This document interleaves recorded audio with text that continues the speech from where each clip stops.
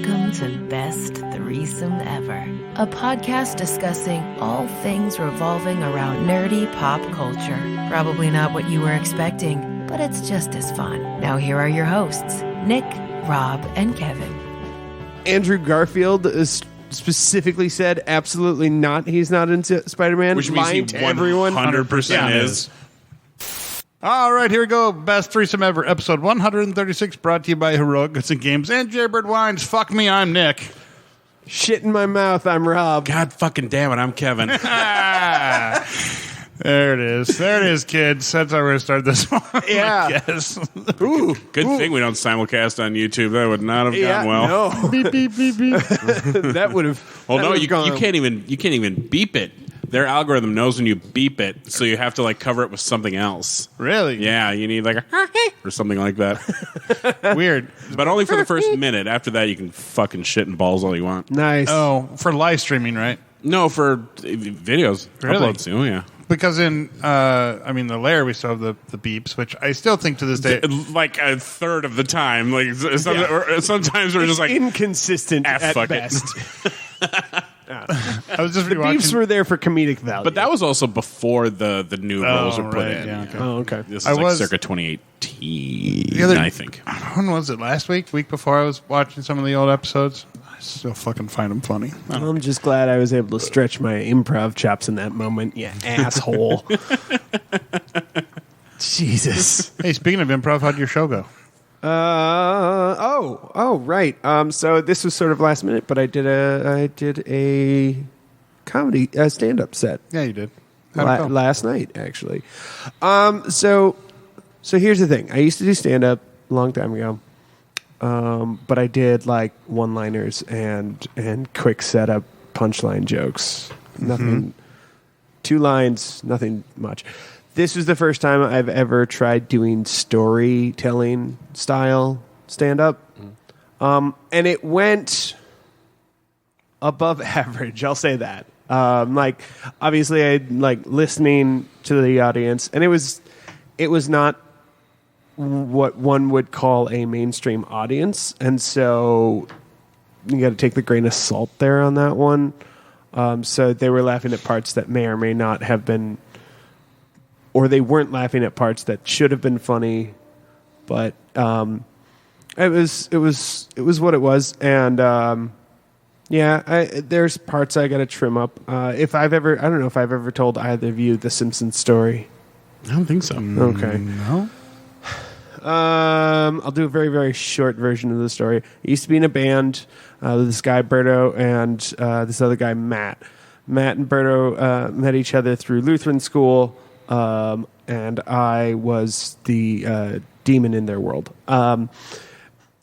So Roberto was our lead singer and consistently always late to practice. But Roberto and I were like really good friends. Like he was one of those guys you could just walk into his house because the door was unlocked. You knew it was unlocked and you could always walk into his house. So we went to go pick him up for practice, and I was pissed because this is like the 4th time in a row that he was late for practice. So I just bust in through the back door. And sure enough, there he is on his couch, dick in his hand, watching The Simpsons. As one does. If I had a nickel. And one of the punchlines I told last night, which, spoilers, was an exaggeration because the actual line is not kosher anymore.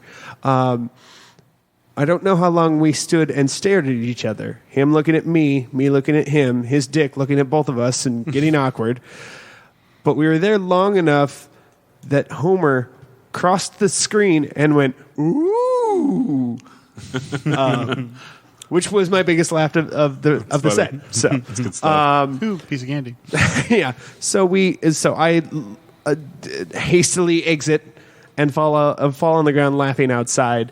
And Matt comes up to me and goes, "You okay there?" And I'm like, "Here, let me explain." And I tell him. And once he gets up off the ground from laughing, he goes, "Okay, I'll go get him." And I'm just right behind him. And Matt just opens the door and goes, "Hey, buddy, you finished yet?" And we hear from the living room because it was like the kitchen door, and then like there's a little segment. So we heard from the living room, "You motherfuckers." Yeah, well, you were guys outside. And then we played his grad party a couple months later. And at his grad party, his dad's carrying a video camera around and going, do you have any well wishes, nice things to say, or memories for Berto to put on film forever so that he can go back and watch this and shudder in horror at the things you told his dad? Why, yes, I do. Actually, there's a story. So all I said was, Berto, congratulations for graduating. By the way, The Simpsons. And his dad walked away and went, what the fuck is that? So later on, we're playing our set, and there's a bit of a lull because Berto's an artist and had to tune to drop D. And as we're waiting... I understood that reference. Yeah, thank you. No one else did last night. But as we're waiting for him to tune, we hear from the back of the yard, tell the Simpsons story. And it's his dad lifting his video camera high in the air to point at Berto and get him to tell the Simpsons story. And Berto just whips his head at me and goes, I didn't tell him the story. And then from over here, where Matt is sitting, pew, pew, pew, pew, pew. And that's the Simpsons story. A very compiled, compressed version of it. But I told that story. So he was jerking off to the Simpsons, huh? No, sometimes you're just casually jerking off, and also the Simpsons happens to be on. So it went well then. Yeah, I thought it went well, and our friend Sarah also got up and did stand-up for the very, very first time. She slayed. Her set itself was okay. Her true shining moment was when a misogynistic asshole got on stage and decided he was going to riff with her. And then, She went all Sarah on him. And I actually had to leave because I just couldn't sit back and watch him take his just beating because he took one. The way I understand it, he could not recover his set at all. Got 0 laughs after he got done talking to Sarah. 0. Nothing. She invited him on stage? Or? No. So this guy was doing his set. It wasn't great. But it was also kind of so he decided that he was going to do a whole vagina clitoris metaphor. Okay. Neat. Okay. Yeah. And Sarah is sitting there. And by the 7th clitoris vagina metaphor joke that he's making, at this point she's had enough and she just goes, and she makes some comment that he hears. And at that moment... now it's on because he's just he's like, I'm gonna riff with you now because this clearly isn't working on everyone else. So let's see if this gets funny, and it did get funny. In the opposite way. It was funny when a rabbit wanders into a dog park, kind of funny. Right. That's what happened. That's what it was. What was funny because dude had no support in the audience. It was. Of course not. It was 50% women, and 50% of those women were on stage that night. I was, I had to go outside because I was cringing. I was so uncomfortable at this guy just not fucking getting it. He's trying to quell the heckler, but the heckler wins. Oh yeah. Oh, heckler won hard. Yeah, hard. Good. So yeah. Stand-up is very difficult. It's not like a performance thing. I did it once at Acme. It was fun, and I'm glad I did it. But like you said, it's a whole different ball of wax. I encourage you to try it again, and I encourage you to try a different style because joke punchline doesn't work for everyone. Oh no, mine was storytelling about when you're a kid, and I don't remember all my jokes, but I remember starting off with remembered when you were a kid, blah, blah, blah. It's a lot of fun, except now when you're an adult, jumping on the bed isn't the same because you hit the ceiling fan a lot easier and knock yourself out and something like that. And I don't remember the rest of my jokes. But, I thought I did moderately funny. The crowd was laughing, and so I thought I got good response. And for my first time ever, doing a stand-up set at Acme Comedy Club, I felt pretty good about it. Like, yeah, so but like I agree with you. It's fucking hard to do, man. It's hard. There are certain ways. There are different ways you can do it. Like you can do observational, and that's cool. But like, I don't know. I'm definitely more of a storyteller. Right. Kevin, have you ever done stand up? I haven't. We were just talking about that outside. Yeah. He was telling me I'm going to do it on October 12th, and I said I'm in Disney. It's fine. There'll be another one in November. I'll get the dates for you. Don't worry. Yeah. But hey, Nick, there's a spot open October 12th. There you go. I'm in Disney. When are you going No, to Vegas? you're not. Huh? When are you going to Vegas? The 14th. Nice. The 14th. Yeah. Ah, cool. The show's on the 12th. Yeah. I don't know if I could write it. I don't know if I could write a show by then. I wrote a show in 3 days. Yeah, I don't know if I could write a show that time. We'll see. You're a very good writer, and I wrote a show in 3 days. You can do it in a month. Put me down as a possible maybe. That means a yes. But probably not. I'm going to put you down as a yes. You need to show up. We'll see. Otherwise, it'll cost you $100. Yeah. But speaking of some comedy-related news, Norm McDonald passed away the other day at 61 from cancer. Because fuck cancer. Yeah. Mm-hmm. And I'm not a huge Norm McDonald fan, but I acknowledge his comedy style because I liked him on Saturday Night Live. I thought he was his Weekend Update was always very good. fucking hilarious. Way better than who did he replace? The long-haired dude. Long-haired dude. Yeah, long-haired dude. I forget who he replaced, but he took over after him.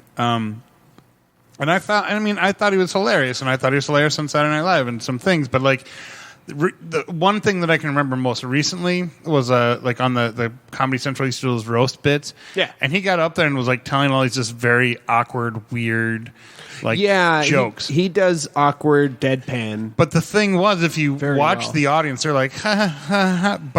But the people behind him, the comedians behind him, are laughing their tits off. Yeah, Because they get him. Right. Yeah. Right. They get his style of humor, and he was doing jokes for them. And like not necessarily the best way to do a comedy routine, but okay.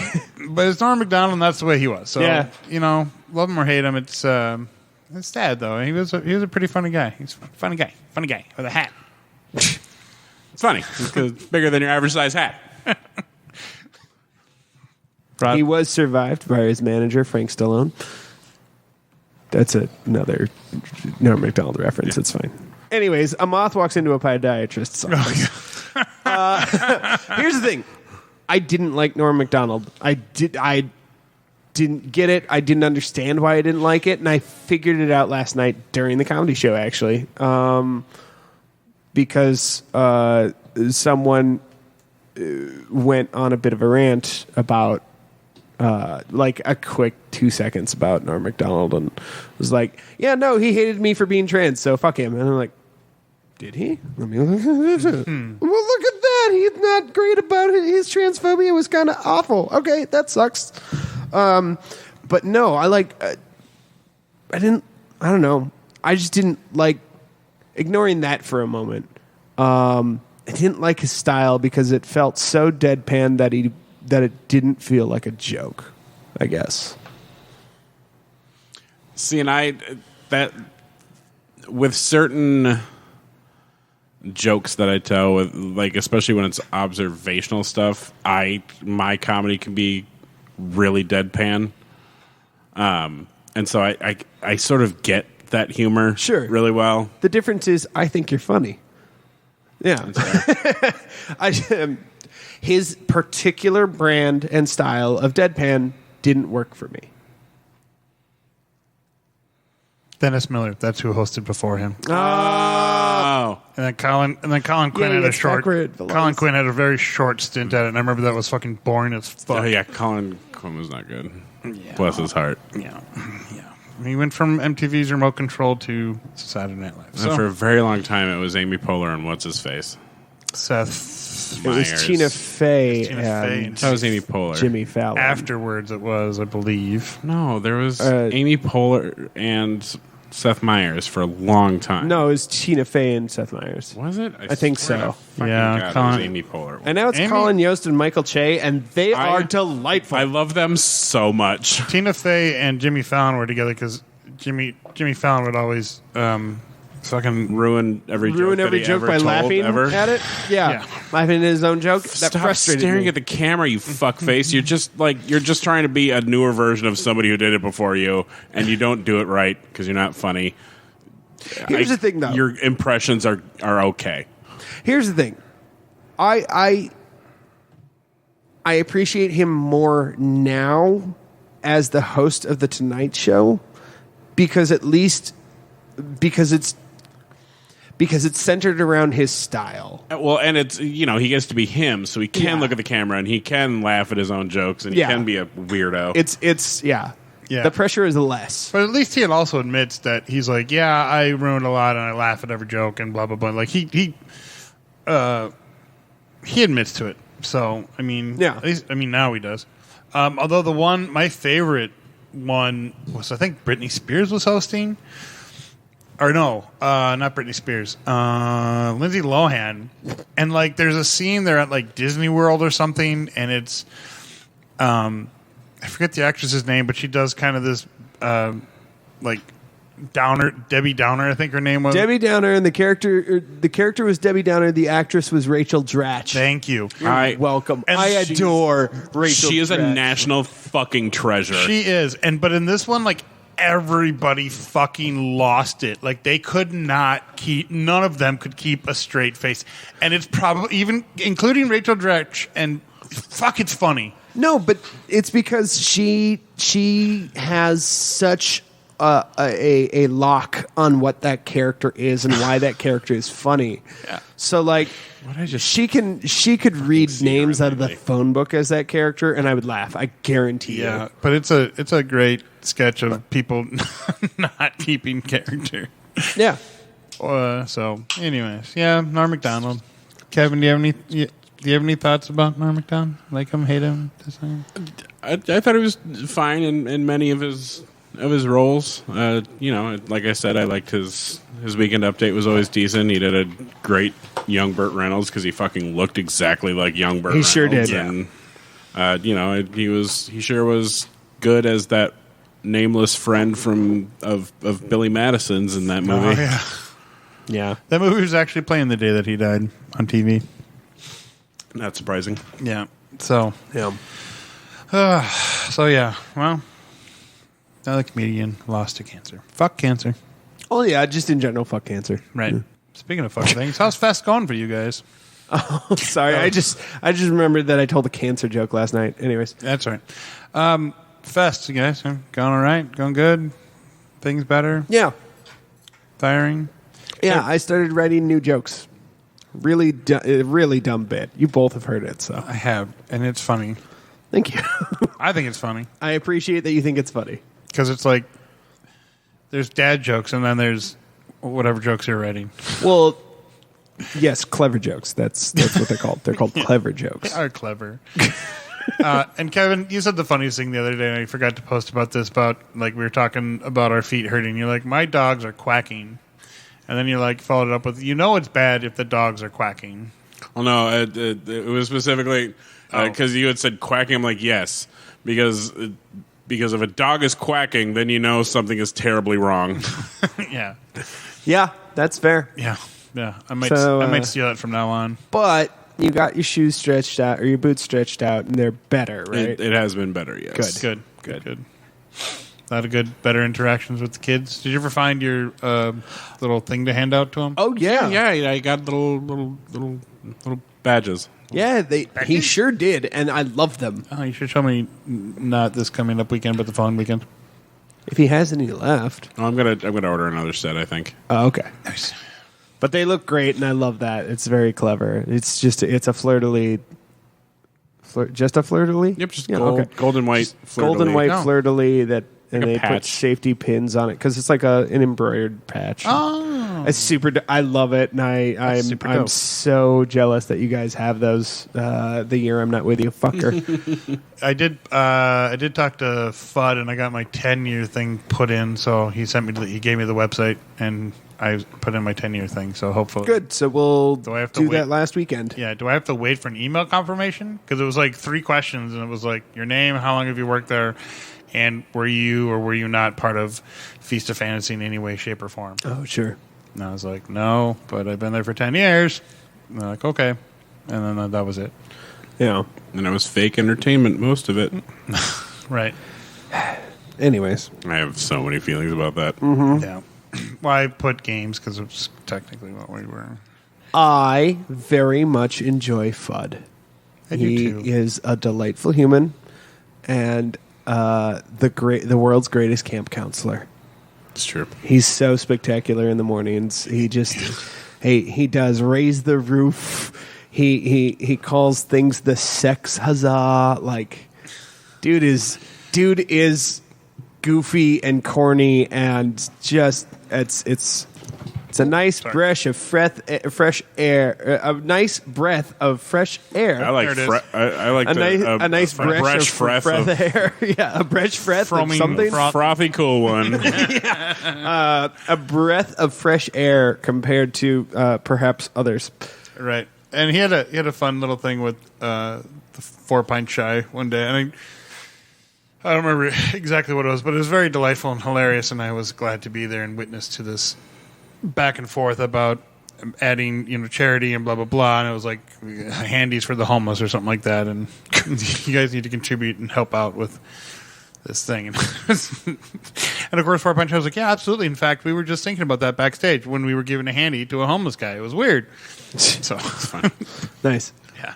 They were playing back and forth. It was fun. It's fun. It's fun. It's fun. But yeah, Fest is going good. I like Yeah. it. There's an a-hole guy that was fucking... I had to use my big boy voice on him. So much so that so I was at Crown, and I was kind of telling him to get the fuck away in a very nice way. And then he wouldn't. And I was like, you need to leave now. And he's like, no. I'm like, no, you don't understand. You need to leave now. And he wouldn't. I got louder, and then finally got really loud, but not like yelling loud, but just like projection loud. Actors project, right? So much so that the people in the corner by Beowulf heard me, because I came over later and was like, hey, was that guy giving you crap? And I said, yeah. And he goes, oh, good. I'm glad somebody finally stood up to him, because he came into my shop earlier yesterday or the day before and was like, made a very awkward comment about me and my wife, and then wouldn't like stop about it. And like, yeah, this guy was really weird. Long story, the short of it, we told SS about it, because even the wine lady came around and was like, what's he doing? I'm like, being an asshole. And so we told SS, and then they safety services. And they, oddly enough, found him later in the fairy forest peeing on a tree. Yeah. He sure sounds neat. He was not neat. He harassed Sarah too. It's a winner in my book right there. Yeah, like that guy. Fuck. Yeah. So that was fun. That was my first full sugar soda in a while, and it was alarming. Sugarific. Oh, I'm sorry. Yeah. You all right there? So Kevin, Sorry, it's just a little bit. you and I have been watching Brooklyn Nine-Nine. I'm almost caught up. I have like 3 episodes left to be caught up in the season. What do you think so far? I am loving John C. McGinley as sort of a parody of Bob Kroll. He is excellent. I'm doing what with my time that I'm missing John C. McGinley do a Bob Kroll impersonation? He's the- son of a bitch. What am I doing with my life? He is the president of the police union for, Of course he is. for the New York City Police Department. course he is. And he's such a piece of shit. He is. And he's so funny. Hey, John. He's so funny. Hey, John C. McGinley, come on our podcast. Oh, wait. Again. You have been. Again. Oh boy.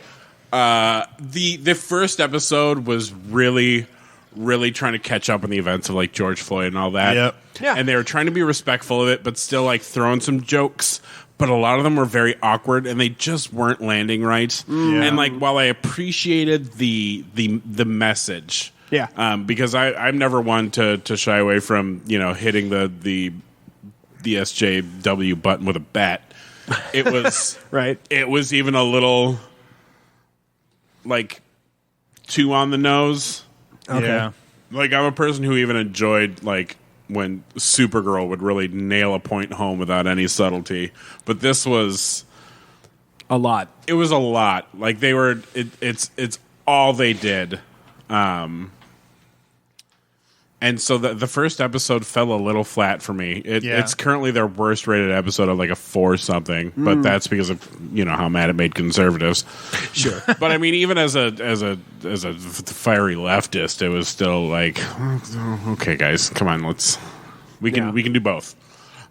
We can be funny and it's, have a message. And it's one of the things Nick and I were talking about is how they're definitely trying to undo their image of propaganda. Sure. And that's why I messaged you when I was watching it, because I was like, I get why people say that. I absolutely 100% understand it. But also I look at the show because, one, like, they solve crime, but they don't do it in the best of light. But it's like they kind of haphazardly solve it, so it's kind of like the satire kind of thing. But it's like very Keystone Cops, right? Yeah. But also they are very clever. I mean, and then maybe I'm thinking too much about it, but like, when they talk about like any episode that involves administration, they're always the bad guy, right? And I get that they never like stop the bad guy really. It's more because of it's really more because of like the on the street stuff. It's the look how well the police department works. We're really great at this. Oh, I guess and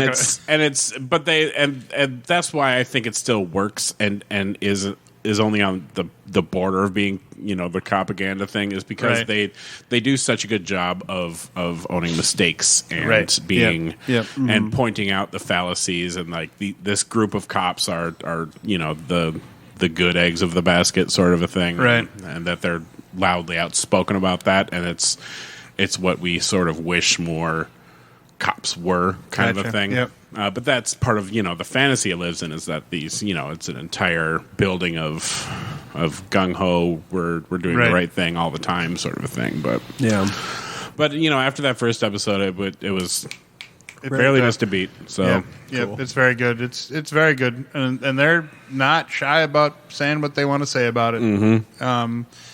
And I think I find it very interesting, and I'm enjoying this season just as much as I enjoyed the last seasons. It'll be very emotional when it ends. Right, absolutely. And you can tell, like, kind of right away at the beginning, it was kind of like, we all know this is going to end, and like there were some moments when you're kind of like, okay, they know that this is like maybe the final time, and this that, and so you can tell that the tears are in the cast from when they were probably filming, like counting down. They're like, oh, we're one day closer.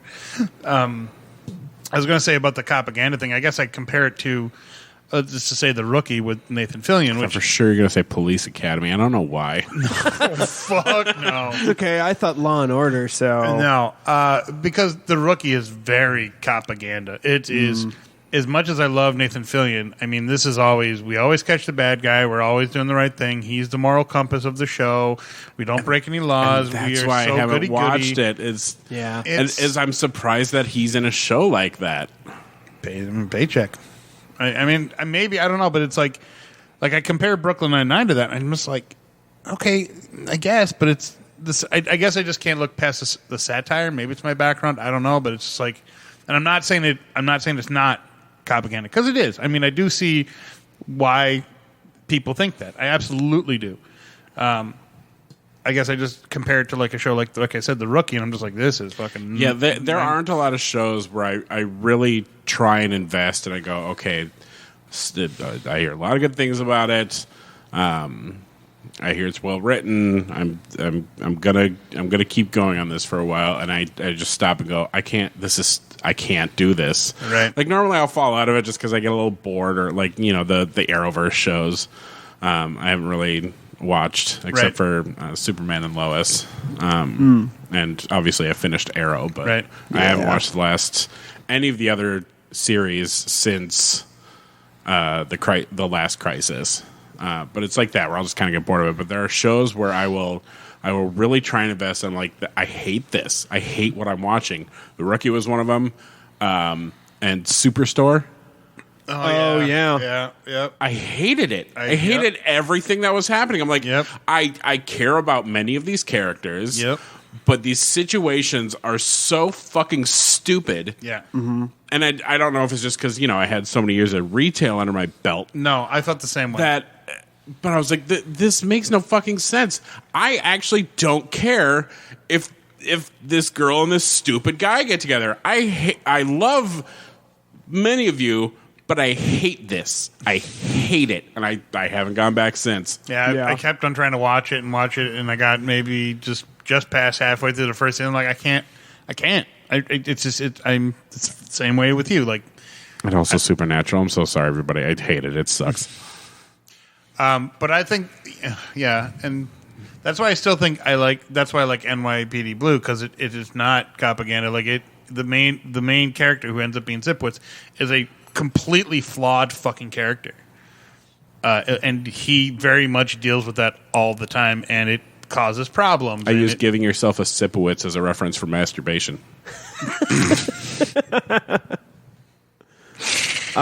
And not to push against you at all. Well, okay, yes, I'm absolutely pushing against you. Absolutely. Right now. Go ahead. Yeah. Well, I mean, NYPD Blue was propaganda in a different way. It was, but it was also it was because they're solving crimes, and and specifically there was like we bring in Sipowitz because he's the strong arm.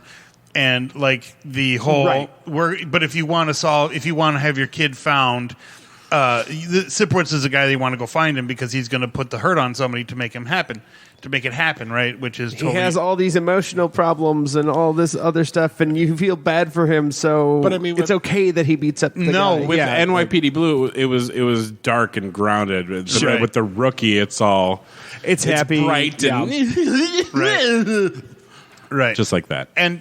Right, but but I'm not saying that was right because clearly there is abuse of power in there, and there's a whole you are slamming some guy up against the fucking wall and smacking them on the backside of the head with a phone book to get them to confess, which is totally illegal, which is totally would not hold up in court at all because all they would have to say is they hit me in the back of the head with a phone book to force a confession, unless that person was black. Even though I am totally guilty of this crime, they still did it, so. But at the same time, I mean, you look at, I've said it before, you look at all the star power, I mean, now star power, but when they were still up and coming actors, the amount of people that were in that show, it's fucking, you name them, they were in it. Yeah, including Zach Morris. I was going to say, like Hollywood sweetheart Benjamin Bratt. Yeah. Yeah. Well, see, it's funny because you don't see him in anything anymore. No. Benjamin Bratt was also in Law and Order. You're thinking of Jimmy Smits from NYPD Blue. Yeah, Jimmy Smits was in it. I just get the shows confused because Ricky Schroeder was also in it. The exact same. He prefers show, Rick now, but I don't care because he's a piece of shit. So Ricky Schroeder is in fact in that show. Yeah, he is. But I mean, like other actors that played small parts. Dave Chappelle, Carla from Scrubs is in it. Judy Reyes. I mean, they just play these little bit parts. Nick Offerman is in it. Oh, sure. Nick Offerman was kind of everywhere in the 90s, though. Was. But so I'm not. Again, I'm not trying to discount the propaganda that it is. Because I think they all are. Because I read an article that was it just spoke about it, saying it's kind of hard not to when if you're using a department's name and they're not necessarily paying you money, but they're allowing you to use whatever. I mean, you kind of can't just totally shit talk them. Yep. So, sidebar, you mentioned Judy Reyes, and so we're going through about season 2 of Scrubs right now, which means we're getting the long intro. Oh, yeah. I don't hate the long intro. I mean, wish there's only I did. about 5 episodes. No, of it. I know, but I don't see why everyone had such a fucking problem with it. And there was no other good way to insert Neil Flynn into the opening credits. I wish we could have figured it out somewhere in that short intro, but never got a chance to, and that's too bad. It's true, because he truly did become a main character of the show. Because he was, yeah. He got bumped to series regular in season 2, so. Oh, yeah. And by the way, Graham, fuck you for using the slow-played version of Scrubs songs for that video you made us for stocks. What do you mean? The tribute video. Remember he used the series finale song? Yeah. Oh, right. The slower version of the main title. Oh. And when he made us with that little tribute for us. Okay. All of us that were part of it, not just I don't us. remember this, but okay. I believe you. I just don't remember. Because as soon as it started playing, I was like, "You fucking theater." Because it combined. Didn't he also go real cheesy and do Green Day as well? He, Probably. absolutely, he did. Because That's what I thought. I wish he also would have used Vitamin C's Graduation. and then As we go on. I love that we started at the exact same. and he was like, "How do so many people make graduation videos to this song?" I'm like, "Because it's super short, and so it's very compact, and you can make it very short videos. So you're not sitting there for 9 minutes." That's why they use it. Anyways. Yeah, nobody uses Bohemian Rhapsody for their high school retrospective. I want to do a school's like looking back video for graduation. I'm going to use fucking Iron Butterflies in a Gotta Davida. God damn it! The 14-minute version. You're goddamn right. I love you. One of the best ones I ever saw was somebody at the end of a theater season. One of the students put together like an end of the year theater thing, and she was, and it was to Blink-182 Small Things. All the small things. Yeah. Yeah, it was brilliant. Were you expecting us to chime in and sing along with you on No, that one? no, Okay. absolutely not. Sorry, it's just that we dropped the ball. And That's all right. I'm sure I was a little off key too. So, anyways, no, Tom was the singer. I tell you, I saw them. I'm just stuck on how confused the kids would be about it. I got it. What the fuck is this? Where's Carly Rae Jepsen or whatever you fuckers listen to nowadays?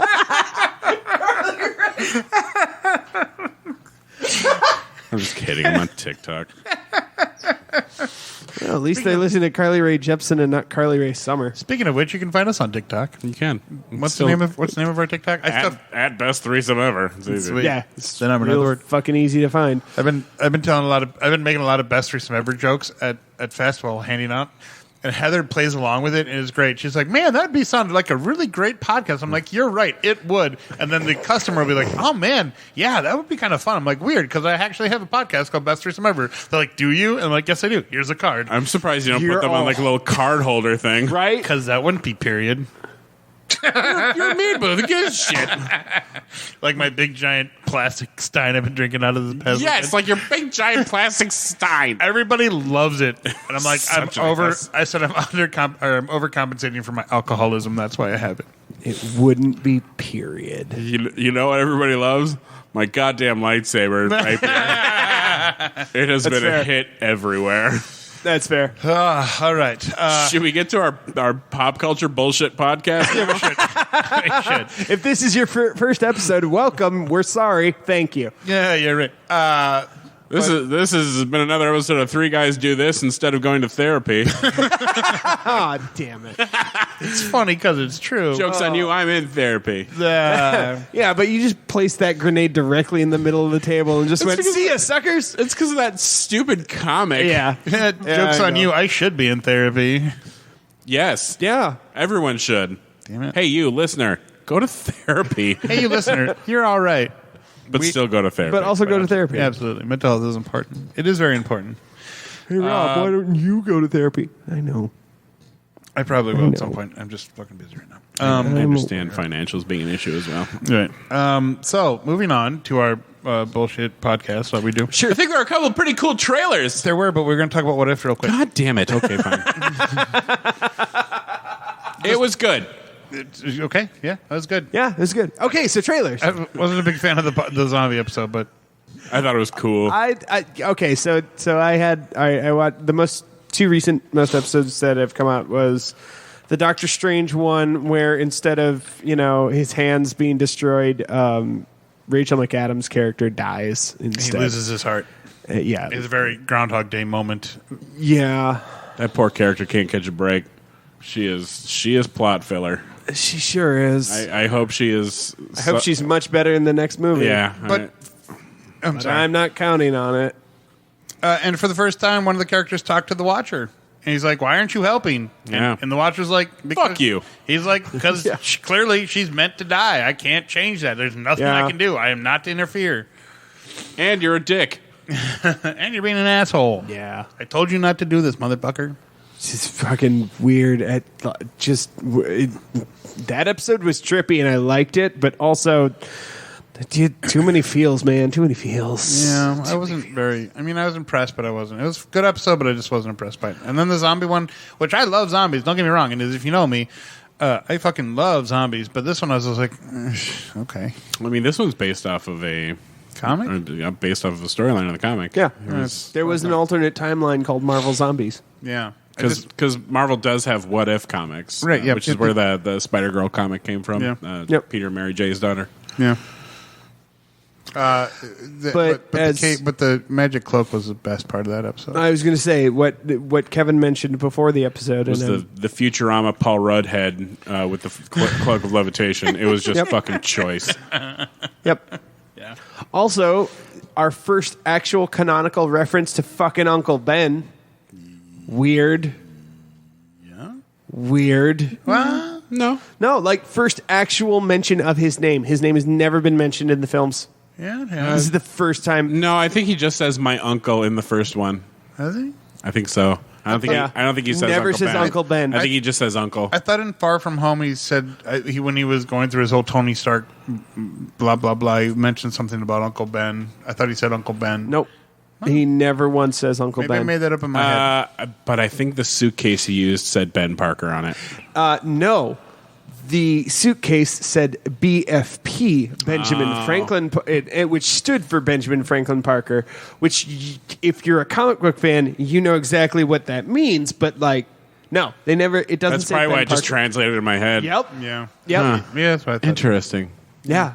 The first canonical reference of Ben Parker in the Marvel Cinematic Universe is in a non-canonical fucking story. Yeah.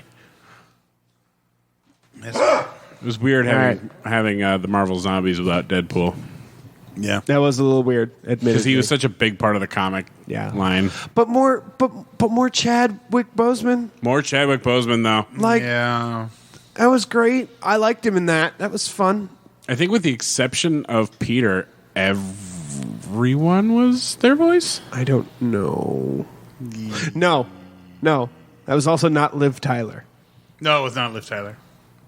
It was not Liv Tyler. I remember looking it up. Sorry, I'm not thinking of that's Liv Tyler. That was a way different episode. That was a way different episode. I'm sorry. That's no, yeah, but in the zombies episode, I don't know. You're probably right that it was everyone else. I think it was everyone else. Probably. I think it was, yeah. I'm just trying to remember. I guess what bugged me was that the fact that the zombies still had their superpowers, and still were able to.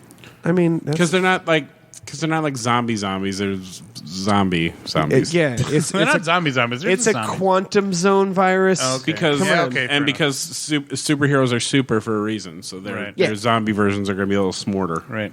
Yeah. I'm Okay. making up in my head. Well, I mean, it tracks. But again, and that one also ended on a downer because then we have zombie Thanos. What? Right. Yeah. Come on. Yeah. Come on. Interesting concept, though. Come on.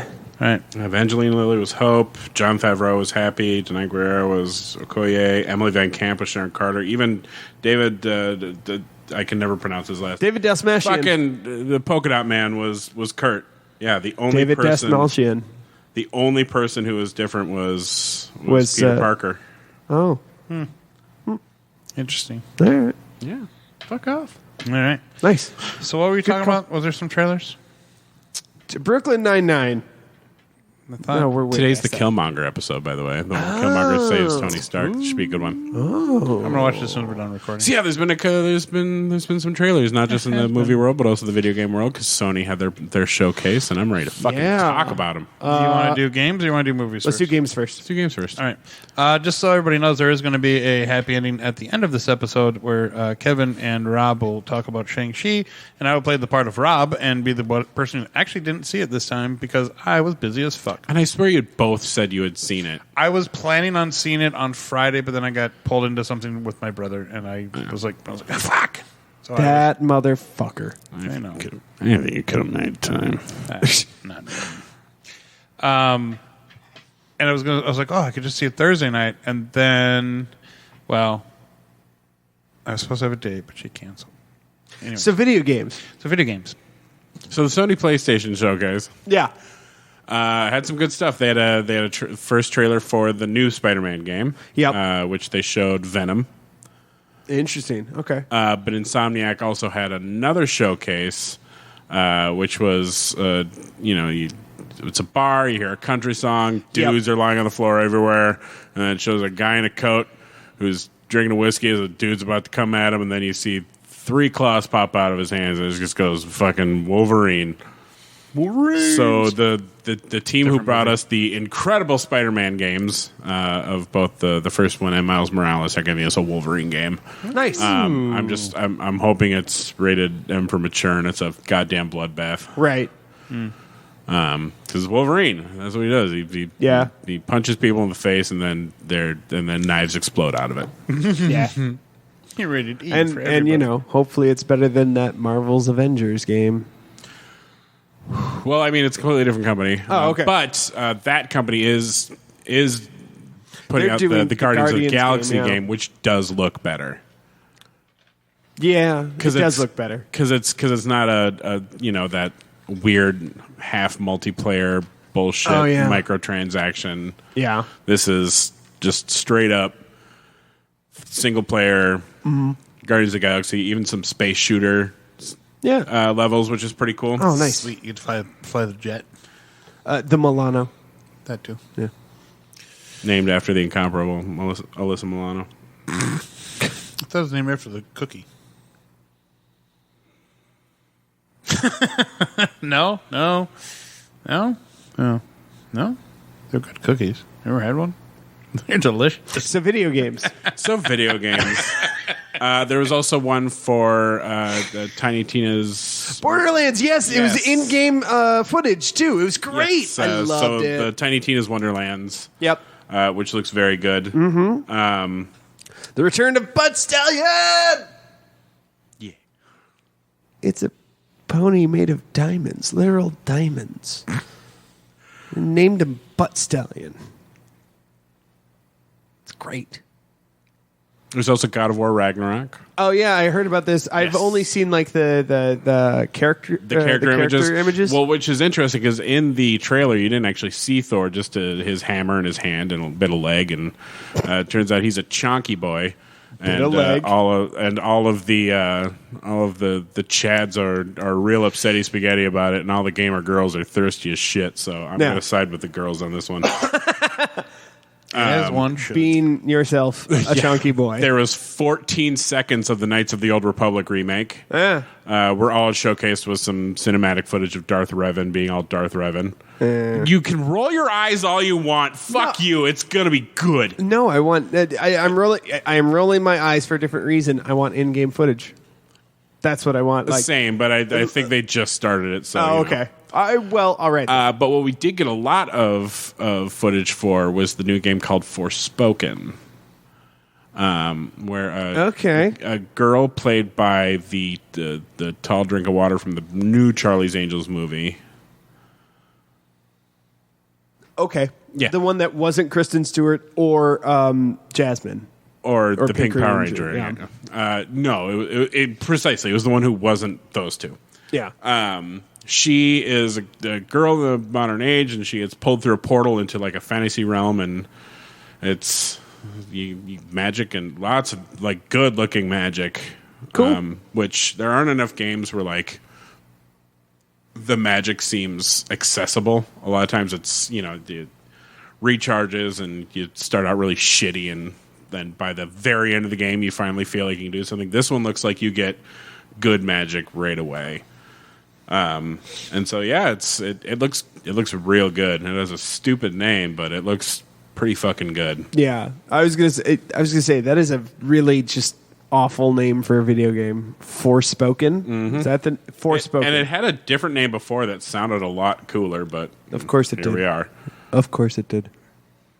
Right. So yeah, a lot of good looking stuff coming out that I am pretty excited for. I'm so excited for Tiny Tina's Borderlands or Wonderlands. Yeah, I want it. I want it so bad. In your mouth. In my mouth. Yeah. Butt Stallion. Nick. Video games are fun. Classic stuff. Good. You're welcome. Nice. Glad to have you aboard. Good. Yeah. I- Excellent addition to the conversation. I wish I played more video games. I just don't have time. I don't even play that many video games. I just know stuff. Although I want to maybe probably do the Knights of the Old Republic when that comes out. Yeah. But I want to Fart all over think that I want game. to do the Heroes of what's the one? Ghost of Tsushima. That's it. Nice. I'm pretty impressed with myself. Thank you. That's it. That's it. I was way off. I think I probably might. Swimmy, slappy. I think I might buy that digitally download it. So Yeah. maybe do that when I have some days off from work. Yeah. In October. It's a big game. Yeah. It's a lot of game. Yeah. It's so good though. Would it be better to digital download or buy the actual hard copy? I mean, I have a terabyte of space on my fucking PlayStation. Oh, and just get it digitally. Yeah, I bought an extended memory thing for it. Nice. Yeah, I got a 4 terabyte connected to my Yeah. PlayStation 5. Yeah, I don't. And that's I can only play PlayStation 4 games off of the hard drive. Anything that's PlayStation 5 has to be installed directly. Gotcha. Really? Yeah. I was talking to somebody about that, about how it was like not even 10 years ago that an 8 gig fucking hard drive was like $100, and now they're like $3. Yeah. A terabyte's like a 50, 60 bucks. I was going to Yeah. say, I have a 2 terabyte hard drive that I bought for $49.99. Yeah, I have I think I have a 32 or 64 gigabyte flash drive, like a little thumb drive. Sure. That I got for like $10. And I remember those were so expensive. It was in the buy one, get one free pile. Yeah. yeah. So I love that we can do all this now. yeah, right. Is that it for video games? Those are the bigger Gotcha. announcements from the Sony showcase. Cool. Yeah, they're the ones I'm definitely most excited for. Yeah, kind of speaking of video games, the movie trailers came out. There's a fun little Matrix 4 trailer that we got. Are they trying to do a soft reboot, or is it just trying to be a continuation? Because Yes. There are conflicting rumors that it is both a direct sequel to the first film, ignoring the second two, and another side saying that it's just wishful thinking from the haters. This is the fourth film. right, because it's still by the Wachowski sisters. Well, Just Lana. just Lana, right? Just Lana or Yep, Lily? Just one. Just Lana. It is just one. She is thought it was directing. Lana. She is directing and co-wrote it. You are. I mean, dope, but right, which I thought was interesting. That wasn't both of them, because they were both together in all 3 of the previous ones. I think, right?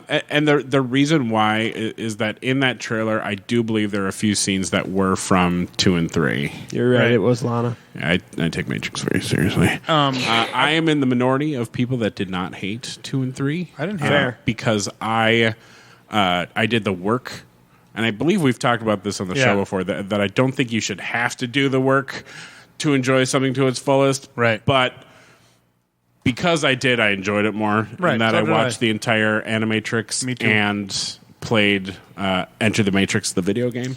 I didn't play the game. A lot of stuff from 2 and 3 make a lot of sense if you play it, because it has That's what I've been told. actual film scenes that were filmed just for the game with Jada Pinkett and fucking Monica Bellucci and all them. So I didn't hate 2 and 3. I like 2 and 3 better than I like 1. They got fun, and then they got big mechs that shoot big guns and just fucking annihilated things. Yeah. Which I'm always up for. Fucking awesome. I'm always up for like a big mech that's controlled by a human that just fucking annihilates things. I love those. It's always been my thing. yeah, so what I believe is that after Trinity and Neo both died, they were just absorbed back into the Matrix, and the Sentinels put them back together, and Right. That's And then they just restarted. Well, and I took it off of the whole, like, at the end when the sunrise comes up and blah blah blah, and we'll do this again. And I mean the one guy, fucking Merovingian or whatever. no, the white haired guy, the Oh, the architect. architect, because he says you're not the first Neo and you won't be the last. So I figured this is just another, not necessarily a new Neo, but just a new Neo. But like it's No, I know what you're talking about. It made perfect sense. It's just it's funny to say because it's like saying queso cheese. Which Taco Bell. Taco hot dog. Taco Bell, please, when I say I want just a quesadilla, I don't need to say cheese quesadilla. Do you want chicken on that? No, I just want a quesadilla. What kind? A cheese one. Sorry, my little rant. I always say, every time. I agree, but I also understand because of all the shit they throw on the necessity. If you say plain quesadilla, like, oh, you just don't want the spicy stuff on it. I'm like, no, I want all of that. I just want cheese. And their new, I love the. I was going to say, has anyone tried the new chicken taco sandwich thing? No. Nope. It looks bad, but I want to try it. The one north of here on 694, they have new straws that are paper, and I love the fact they're trying to save Mother Earth, but they're horrible because they get soggy and. I hate paper straws so fucking much. And they, as soon as the pop gets like shaken a little bit, since the straw's at the bottom, all the foam goes bloop out the top. Yep. So they're the worst. They're useless. Or make them a little wet. I don't know. Anyways, Matrix. Drink. One thing I'm a little sad about is the fact that it looks like John Wick has joined the Matrix, and I don't like it when they keep actors. And I get it; they're trying to make him look different, but when it's the exact same look as like John Wick, I think it's because I think he had to keep that look for John Wick. Yeah, probably. But also, I think this look works best on him because when he shaved his beard for Bill and Ted, it looked horrible. His face looks so weird. His face looks super weird. But maybe just give him a goatee so he's like evil Neo. I don't know, but like I don't know. It does look weird. Fine with the beard. I do too. It's kind of like what's his name from Iron Man 2. Who was the actor that played the villain in Mickey Rourke. Mickey Rourke. He had the same hair in like 3 or 4 movies, like the exact same hair. Because that's his because look. that's his look, and that's who he is, and frankly, if he did it different, it'd look weird. Oh, before I forget, there's a new thing on Netflix. It's a Kevin Smith thing where he talks about it's not the normal like question and answer thing. It's just him talking about everything. And it's the one where the show. Oh, that's yeah. No, I knew which one you're talking about. This is the show, like the night that he had that massive heart attack. This is the show that he did right before. He literally says, "Hey, you're about to watch a show where I had a massive heart attack in this very room, like moments after what you watch." And I'm like, the entire time you're just like, but he talks about Bruce Willis. And how Bruce Willis and how much he sucks. Well, he's like, yeah, he does say that, but he's like, he called me out of the blue, and he was like super nice, and I wanted to come over, and he was like, "Do I talk about Cop Out? Do I ask him?" Anyways, sorry, Do I talk about Cop Out? If you're a Kevin Smith fan and you enjoyed his like Evening with Kevin Smith, you'll enjoy this. Although it's a little creepy because you know that right after this, he's about to go try and die immediately after he walks off stage. Kevin Smith, Silent but Deadly is the name of the special. Oof, bro. Well, like he went into the hospital and they're like, "Oh, yeah, we call that the Widowmaker." Yeah. Because he's like, "I'm sorry, what?" He was just like, I couldn't get comfortable. He talks about it at the very end, too, so watch through the credits. He was like, yeah, I just couldn't get comfortable, and blah, blah, blah. And they're like, oh, you should have been in a lot of pain. He was like, well, I smoked a lot of weed. They're like, that probably saved your life. He's like, weed saves life, and then cut credits. Yeah, that sounds right. Matrix 4! I'm really excited! There was more chemistry between fucking Neo and Trinity in their brief glance than there was in any of the 3 previous films. I'm just going to call it. A, that's true. B, there was more chemistry between Neo and Neil Patrick Harris than Neo and Trinity in any of the previous 3 films. You mean the new Mr. Smith? Yeah, I'm fine with that. I'm calling that. You think it's Mr. Smith? I think he's a new architect. No, I think Jonathan Groff is the new architect. Mm-hmm. No, okay, maybe. Yeah, he's because he is the one giving him the blue pills. 100%. I would be excited to see that if that is true. Yeah, God, I love him. Neil Patrick Harris. Oh yeah, how can you not? And Jonathan Groff. Yes. Both excellent. Yes. Yeah, this is going to be a good one. It looks fly. It looks. I'm. Rob, I will cut you. No, I got burned hard by those last two. No, you didn't. They were great. You just suck.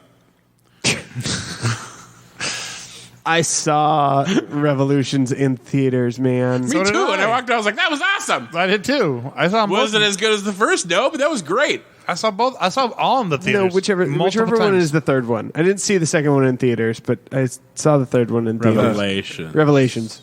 The That was Resurrection. rough. That was rough in theaters, man. Reloaded. Reloaded. No, Matrix. Second one was Reloaded, and then Revolution or Revelations? Revelations? Rev somethings. Witness. I haven't done a Witness joke in a while. I'm sorry. That's okay. It was fine. I liked it. I saw them all in the theaters. The and second one had that cool thought- truck sword fight with the Wraith twins Hell and yeah. Monica Bellucci in that tight white dress. It was great. Apparently, I can't spell Matrix. Revolutions. If it's your character name, I would hope you could. Fat finger. Yeah, Matt Ricks 4. Yeah. Reloaded and then Revolution. Yep. The Matrix Revolutions was Both the came out third the one, and same I saw year. that one in. Yeah, they came out like 6 Theaters. months apart. Yeah. Because the first one was in '99. Yeah. Yeah, the first one came out in like May, and the second one like December Yeah. because they're filmed at the same time. Right. Yeah. They were filmed a la Back to the Future. And fucking 2 and Lawrence 3. Fishburne. And yeah, it's good. Who And chose then- not to come back? And then, absolutely. And then Jada Pinkett Smith and flying. Who her- did choose to come back? A is driving one of my dream cars, a flat black Ford Mustang, something or other. Sure. Dream car doesn't even know what it is. Fatback. That was Fatback. Anyways, but Hot it was pink flatback. 57 Chevy Coupe de But Ville when from- she's driving through the whatever the sewer line, and he's like, nobody can drive that, and she's like, I can, and she does, and then he's like, whoa, I didn't know she could do that. This was fun. Sorry, And he Coupe flips Bel Air. the other. She has a great part in that. I like Jada Pinkett Smith in that. She was movie. a great part in that, and she was great in the video game. Was she? Yeah. She was like the main part of it, wasn't she? Yeah, well, it was her and Ghost. Okay. The Ghost. Oh god, the Asian guy whose name I don't remember. He's in a lot of things. He is. I don't know. Matrix.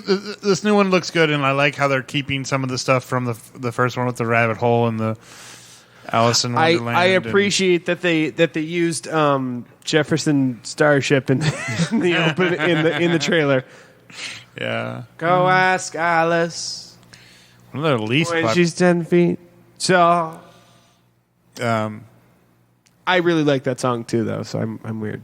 I remember we used that what's that Alice song in when we did a show Alice in Wonderland, and we used that Alice song when she was tripping out on fucking. Everyone does now. Like it's almost like everyone thinks they're being clever. Every Alice production I've ever worked on that is a modern adaptation or retelling or some sort of modern version of Alice, they used the fucking Jefferson Airplane. Go ask Alice. I've never heard that song before. How does it go? No, this is different. Is it the Go Ask Alice or is it there's another one, isn't there? Anyways, yeah, it looks good. Are we looking up who Ghost is? Yes, Anthony Brandon Wong. There it is. He's a good actor. Anything else about that before we move on to the other one? No, we can move on. Okay. So there's a little trailer for the new Hawkeye series that popped. Oh wait, first of all, I had this question. September 10th. Did anything come out on September 10th like we thought?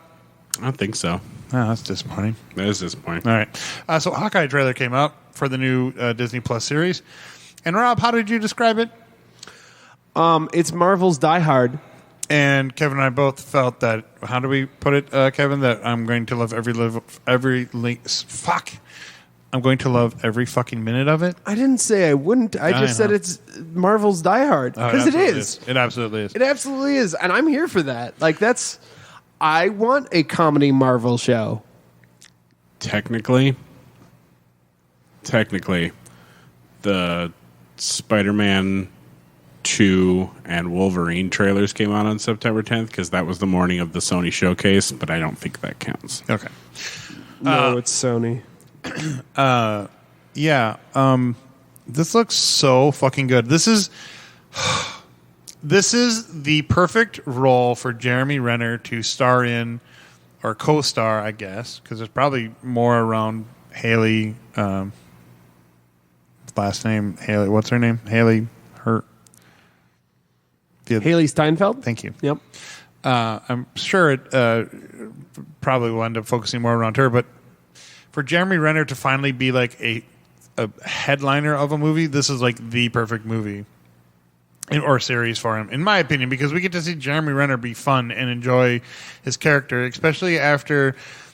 Was it on Jimmy Fallon where he came out in his Hawkeye outfit and sang a song about how everybody shits on Hawkeye? Yes. It was delightful. But it looks so fun, especially the part with the car scene. Oh, yeah, definitely not this one. Why do you have an area there's one that's definitely not this one? How is that any worse? I don't know. It tickled me. The entire trailer tickled me. And I can't wait for that series. I'm trying to figure out where the connection is going to be because I mean it made sense to just replace Kate Bishop with Hawkeye's daughter because in the comics he never had one. Right. So and when he was training her at the beginning of Endgame, that's what everybody just assumed she was going to be. Right. Yeah. But now they're actually bringing in Kate Bishop. What the hell? Maybe it will tie into the multiverse. Who knows? Well, and I also think it's interesting because it sounds and looks like Maybe it should Kate Bishop is pulling his Ronin shtick. Oh yeah. And I'm wondering if she's going to be like a long lost daughter sort of a thing. Well, I hope not. Like a one night fling in Bangladesh Or Budapest. Or Madripoor, come on. Yeah. Wally. It was Wally. Yeah. Yeah, it looks. I don't care. It looks great. And again, not Budapest. We know what happened in Budapest. And now. I want to see the fucking Steve Rogers musical. I want to fucking see that mother. Oh my God! Did you notice the reference to that? By the way. Yeah. All right, because so did Lin-Manuel Miranda, and got on the internet, posted the GIF of Steve Rogers going, "I get that reference." Real good. Yeah. Yeah. So yeah, there's a musical in the show.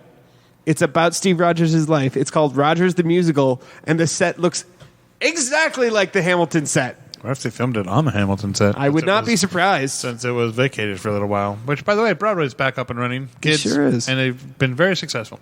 Well, yeah. Good Totally. stuff. Yep. I agree. Rogers musical. Okay, the one thing that people were talking about on the internet. So the scene where he's clearly putting his family into some vehicle driven by somebody in a suit, which looks like it's a secure thing, probably some sort of government organization or something. Sure. Hawkeye has something in his ear, and people are debating whether or not it's like their normal like little talk pieces, or if they're doing the hard when Hawkeye started losing his hearing in the comic book. So because the storyline is taking large chunks. Or because the series is taking large chunks from Matt Fraction's story run on Hawkeye, in which they delve deeply into his deafness. Yes, I would believe that it's probably going to be about his deafness. And where did he develop his hearing impairedness from? He was always deaf. Yeah, Oh, was he? Yeah. yeah, one ear, but like at one point it was both. He was like 70% deaf or something Yeah, like that. yeah. He had some hearing. Right. Yeah. So his superpower took over because the senses took over, and He doesn't have any superpowers. well, his ability to fucking shoot arrows like better than Legolas. Sure, that's just him compensating. Heightened sentences, But heightened it's a comic book, so that in and of itself is a bit of a superpower. Well, that's like fair. Daredevil doesn't. I mean, he doesn't really have a superpower. He has heightened senses. No, he has a superpower. Really? Yes. Oh. He's a blind guy who can see. Yeah, Yeah. but I thought that's because he learned how to see through. No, the toxic shit that hit him, like he has like his senses were put into overdrive. Yeah. Like beyond they're superhuman. Like guess. They took away one sense and then basically, Everything level went- maxed everything else. Right, yeah, and that's he's min maxed. right. I Yeah. guess I thought that just happened because he went blind and not that. No, it's Because of the- they're okay. superpowers. Yeah. His other sentences are significantly heightened. Now, Gotcha. in the movie and the TV series, they've sort of kind of retconned it so that it's more just... Well, no, actually just the TV series. No, well, in the movie he definitely had the height. Yeah. But like even in the show they've alluded to the fact that he's better than average. Yeah. Like that it's even for like what But a it's a blind more- person could be, he's Right, but it's still more realistic. It's not. Yeah. They don't quite say that like radioactive material gave him superpowers. But Right. I guess I just always thought Hawkeye was just more like much like a Daredevil, but not blind, obviously, or because I never knew he was deaf up until not very long ago. I mean, lately the comics have basically done sort of a sweeping retcon that anyone who is a normal human that can still keep toe to toe with supers is like at least mildly meta. Okay. yeah, Is at least a little meta human. They've even done that with Batman. Yeah. Well, That his you know his agility and Right. his intellect doesn't come from nowhere. sure. I don't know if they made any other references really in any spoilery type thing, but definitely takes place in New York and Around Christmas, around Christmas and looks. and it sure does seem like it's Gonna be a Christmas tradition from here on out. yeah. Absolutely. starts November 20th, of course. Mm-hmm. And I'm excited. I'm very excited. Can't wait for Looks it. good. It's gonna be good. That makes Haley Steinfeld 2 Marvel characters now. Yeah. What was the other one she did? She's Spider-Gwen. Oh yeah, Yeah. She is. that doesn't count. It counts. What a jerk. I think it counts. Looks good. There was a quick sidebar question. If we have all accepted the fact that Chris Evans is not one but 5 goddamn superheroes, I'm okay with Haley Steinfeld being 2. But I'm talking about active. Oh yeah. Oh, I suppose that's a good point. I know it is. Thank you. Speaking of that, that new SpaceX thing is launching today, or has launched already. Is it launched. Is it just me, or do they seem to be setting up a like? When I heard who was on that ship, I'm like, they're setting up the Fantastic Four, except without a Doctor Doom on board. No, that was Elon Musk. SpaceX, I'm available. You'll be the Thing. You'll- I don't know why I'm. No, he'll be Doctor Doom. I instantly knew he was going to be Doctor Doom because You son of a bitch.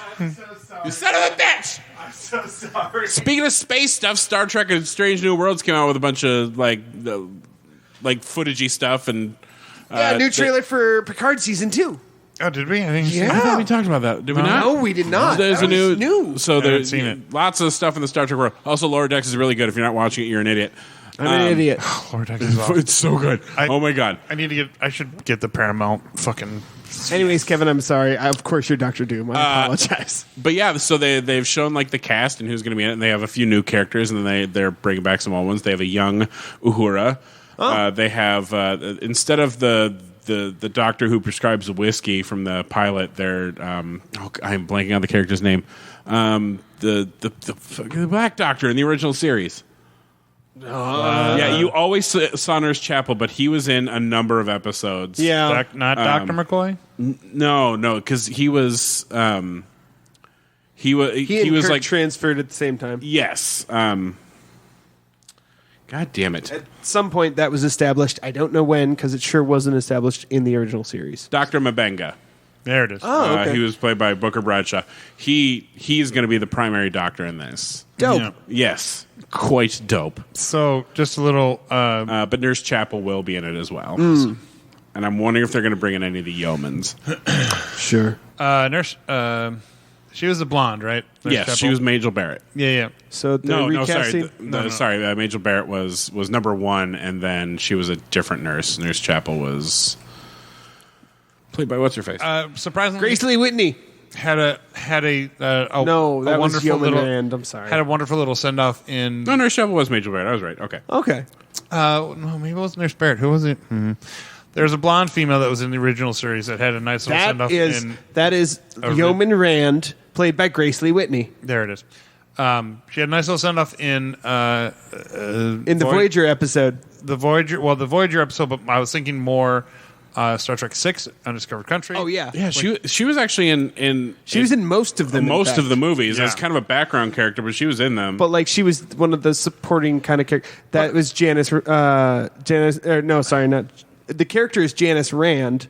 The actress is Grace Lee Whitney. But I applaud franchise that will say, hey, you were a pretty big part of this. We want to keep you in it, and we want to give you an appropriate send-off and be right over Captain Sulu's shoulder when he's saying goodbye to the crew. Yep. And just a little background on Strange New Worlds for people that don't know what it is. It's a prequel to Star Trek, the original series. The show will follow the crew of the USS Enterprise under Captain Christopher Pike. So with the current Christopher Pike, it's going to be a prequel to that. So that'll be fun. That'll be Dr. Mbenga. There it is. Ooh, look at that. And the Picard Season 2 trailer, we get a little bit more of what's going on with Q. And so basically he sets off a whole time travel thing. Of course he does. I love it. I love it so much. I haven't seen it yet, but I want to watch it. Oh, you should watch it. I didn't know. Oh, there's some delicious moment. Like I'm sure there is. There's like 2 extra seconds of Q, and it's worth it. Okay. So worth it. And the whole thing, we get an idea of why Seven no longer has her implants. Because of Q? Yeah. Because he turns the future into a fascistic society. Not quite unlike current events. Oh man, they got some fucking old school uniforms for this thing. Yeah. But they have to travel back to 21st century Los Angeles, and I'm excited because it's going to be a whole like Star Trek in LA story, and I'm here for it, man. But they got the. I'm very interested in the fact that it is so close to the Bell riots. Yeah. But everything looks peachy keen. Yeah. Yeah. I hope they're not ignoring it. I also hope that. It would kind of be if they did, I think it'd be kind of bad if they did. Bad and not in a good way. What if they ran into Cisco? That'd be cool. Fucking hilarious. That'd be neat. You hate that show too, and I don't get it.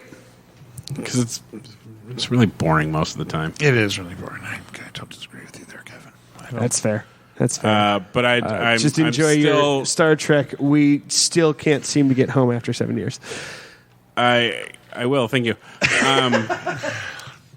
I'm just hoping and kind of expecting that they're going to run into Guinan. Yeah. Well, no, we know they are because Especially because Whoopi. it's not like Whoopi Goldberg's aged in the last 30 years. So Not even a little. No. The only thing missing is her eyebrows, and she can paint those. she did not have eyebrows then either. No, that's right. She didn't. So Nothing's changed. hide her gray hair under Yeah. a big hat, and you're fine. Yeah, but big hand. it would make Yeah. sense if she had gray hair because she's older. I mean, No, No, it wouldn't she'd be- because she's in the ageless. past. In the past, that's right. in the I past. thought we were talking about Picard. Sorry, We are. We are. what the? I give up. They go to quit. the past They do go to the past. to play some shitty games that suck ass. Okay, I thought we were That talking was about. a reference for 3 of you. Yeah, right. I thought we were I'm referring not one of them. to current day Picard or current air quotes you can't see. Current day Picard with Q and older Picard, so older guy with gray hair would make sense. Now we're talking Yes. about something different. I wasn't Yeah. following the We're conversation. talking about hopefully running into her. Oh God! In the past. Gotcha. Yeah. Vintage in Nick to in fucking 21st not century follow Los Angeles. that. Fun. He's angry video game nerd, by the way. 21st century. Oh man, I hope they run the original crew. Computer, turn on computer. Fucking No, That was the 80s. 1986. I know. Whales. Fucking hilarious. Whales. Hilarious Still moment. one of the best Star Trek films. Still one of the best fucking uniform jackets ever that they wore. Only Captain Kirk. Well, he didn't wear it in that one. He was wearing that ugly ass fucking whatever Admiral fucking uniform he was wearing that was dumb and stupid looking. You shouldn't hold back. You should tell us how you really feel. It was dumb and stupid looking. Why they put him in it? Fucking ugh. It was William Shatner. Who gives a shit? Fuck you, William Shatner. Because it was stupid. William Shatner, don't come on our podcast. The jacket that Scotty ever. was wearing, that Kirk wore at some other point as well, but that was a cool command jacket. Yeah. I loved him. A uniform jacket. Well, because he wasn't in an Admiral jacket for 3 and 4. He was in his civvies. Those were civvies. Those were his fucking civvies. Like, he looked like an Admiral in his 4? civvies. In 3 and 4, that's his civvies. No. Yeah. No. It is. It is because they steal the Enterprise in 3, and they all steal the Enterprise in civvies. And then they Scotty, fucking blow it up, and then they steal a fucking bird of prey. Yeah. The greatest ship in Star Trek. It is yeah, a great ship. and so they're Fight still me. in their I agree with civvies in the next movie, which is 4. But Scotty's in a uniform. Scotty beamed over from the Excelsior, remember? yeah. So he was still in uniform. Nobody else was. I don't care. Whatever he was wearing was stupid. Yeah. That? No, the red thing that he was wearing when they're down there and Spock's in his white robe and he hides his ears with the That? yeah Wait. Let me That's see. what he wears the Yes, whole that's- fucking movie when he's not in, like, the jacket. Is it? Yeah. Yep, that's it. That's it. Okay. God, what a nerd. Still ugly. So what's the red thing? Anyways, Anyways, I really... It's very important that you know that when I search Kirk Star Trek 3, the vast majority of the pictures are from Star Trek Into Darkness, and that pleases me. It's mostly Chris Pine. fair enough. Yeah. So Picard season 2, very excited. It's coming out in February, and I can't wait. I'm so here for it. yes, that thing. Yes, Should we get to nerd grabs? Nerd we should. grab. We should. I'm sorry. I'm looking at this Kirk ugly fucking whatever the fuck he was fucking wearing that I fucking hate. Good gravy. But I was mainly looking for the jacket that Scotty was wearing. It's fucking awesome. Fucking jacket. Yeah, it's a good jacket. Yeah. Nice jacket. Anyways, yeah, nerd grabs. Somebody go. And go. And go. I mean, I can. Go for it. I thought this was a bit at this point. Oh. Okay. So I got my I talked about my bling, I think, in the last podcast. I don't think you did actually. Did I not? So You mentioned it. for my costume, Sabre has been blinging me out. Yeah. And, so I got a very cool ring, pearl earrings, and a chain of office, which we've also been using as our gift to the king. Nice. After the parades, Which then they I like better than the cape. Yeah. Well, we give it to him on the cape, but the cape is also funny. But then we also traded off with doing the French Revolution bit. Oh, sure.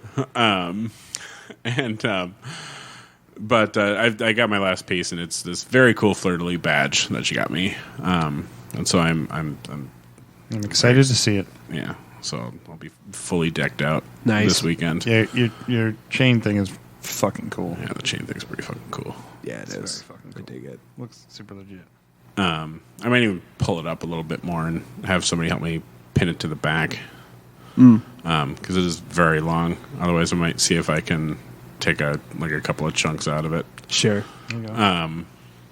And then a patron who thought we were very funny does like wood etching, and he made us pins Oh, yeah. with our names on them: Athos, Porthos, and D'Artagnan. And then in smaller print underneath that of the three amigos, which is goddamn hilarious. Fucking funny. It's fair. It's fair. And I don't know if he made one, but we did ask him to make a fourth. For Aramis? Yes. Which will say something different underneath. So we'll have to find out if he made that. And if so, we'll hand it over. Oh, good. Great. I'm so excited. That's why you're not telling me, too. Fucker. I don't know if he did, though. By the way, it was super weird when you came probably the first time I yelled out your name, but when you walked by one time, I'm like, "Hey, Nicholas," and you're like, "Hey, Nicholas." I'm like, "Oh, that was weird." Yeah. Yeah. I did it on purpose. You're welcome. I know, absolutely, but Nicholas is not a name that most people use for me. No, that's fair. Anything else, Kevin? No, I was trying to remember if I like got myself anything as like a gift, and I don't really think I have yet. I'm thinking about I accidentally burnt out the electronics on one of my ordered Sabres, but that was my own dumbass fault because I was Nice. trying to find the charger for it, and I plugged in one that was too powerful for it and totally smoked it out. So I'm going to take out the battery, and then I'll have an extra battery for, and so I'm going to order a new electronics kit for it. Sure. Which, you know, if you get the basic, they're not that expensive. But I'm also going to get a pike extension for it. And then I'm going to, you know, wrap part of that in leather, and then I'm going to wrap part of the handle in leather, and I'm going to put together like my sort of dark Jedi costume. Awesome. It's going to be pretty lit if I do say so myself. Well, yeah, it's a lightsaber. Of course it's going to be lit. Shut up. You know it was good. But no, I don't really think I got anything like major for myself. Thinking about getting the new re-releases of Final Fantasy 1 through 6 on Steam. The Pixel re-releases, they look real good. Okay. Because I kind of want to play through all of them. I'm just about to beat 7 Remake. But yeah, cool. Yeah. Maybe I'll buy myself a big expensive bottle of whiskey or something. Sure. Yeah. So I got myself some self-care. Which, by the way, yesterday was my birthday. Yes, happy birthday, buddy. Yeah. You're Everyone Making- listening to this, you're a week late. you're making 28 look great. Thank you. Yeah. I think if I was 28, I would not be making it look good. Yeah. But you make 35 look great. Thanks. It's closer. I think we can all agree that's a rough 28. I mean, just because of the hair and how fat I got because of the pandemic. But other than that, like my skin's still pretty good. Yeah, it is. I don't have much for wrinkles. It just No. I'm super gray. Yeah. Still a pretty full head of hair. Yeah. If we trimmed all of it back and just like shaved you down, like, yeah, you'd probably have a very young, youthful face under there. Probably. Except I'm all jowly now from being so fat. But that's okay. I'm doing something about that. Yeah. I You actually are. got under a mark, and I'm very excited about it. Yeah. Excellent. Which brings us to my nerd grab, which is my self-care and helping myself out. Yeah. So I went and I scheduled an appointment for myself with the doctor and got back on Chantix to quit smoking again. Yay. Like, the big reason was, because I smoke too much. Yeah, you do. I'm back up to like a pack a day. Bro. They're also very expensive. Yeah. But Stop it. It's almost like we wrote this as a bit. That was amazing. But also, for the first time in the 17 years of smoking, I'm starting to experience bad effects. Like not having my voice. It happens. Oh, does it? Like I am noticing significant changes in my voice, and I am uncomfortable with it now. Half the time, I have no idea if I start speaking whether or not I'm going to have my voice, and that's fucking terrifying for a lot of reasons, including throat cancer. But yeah,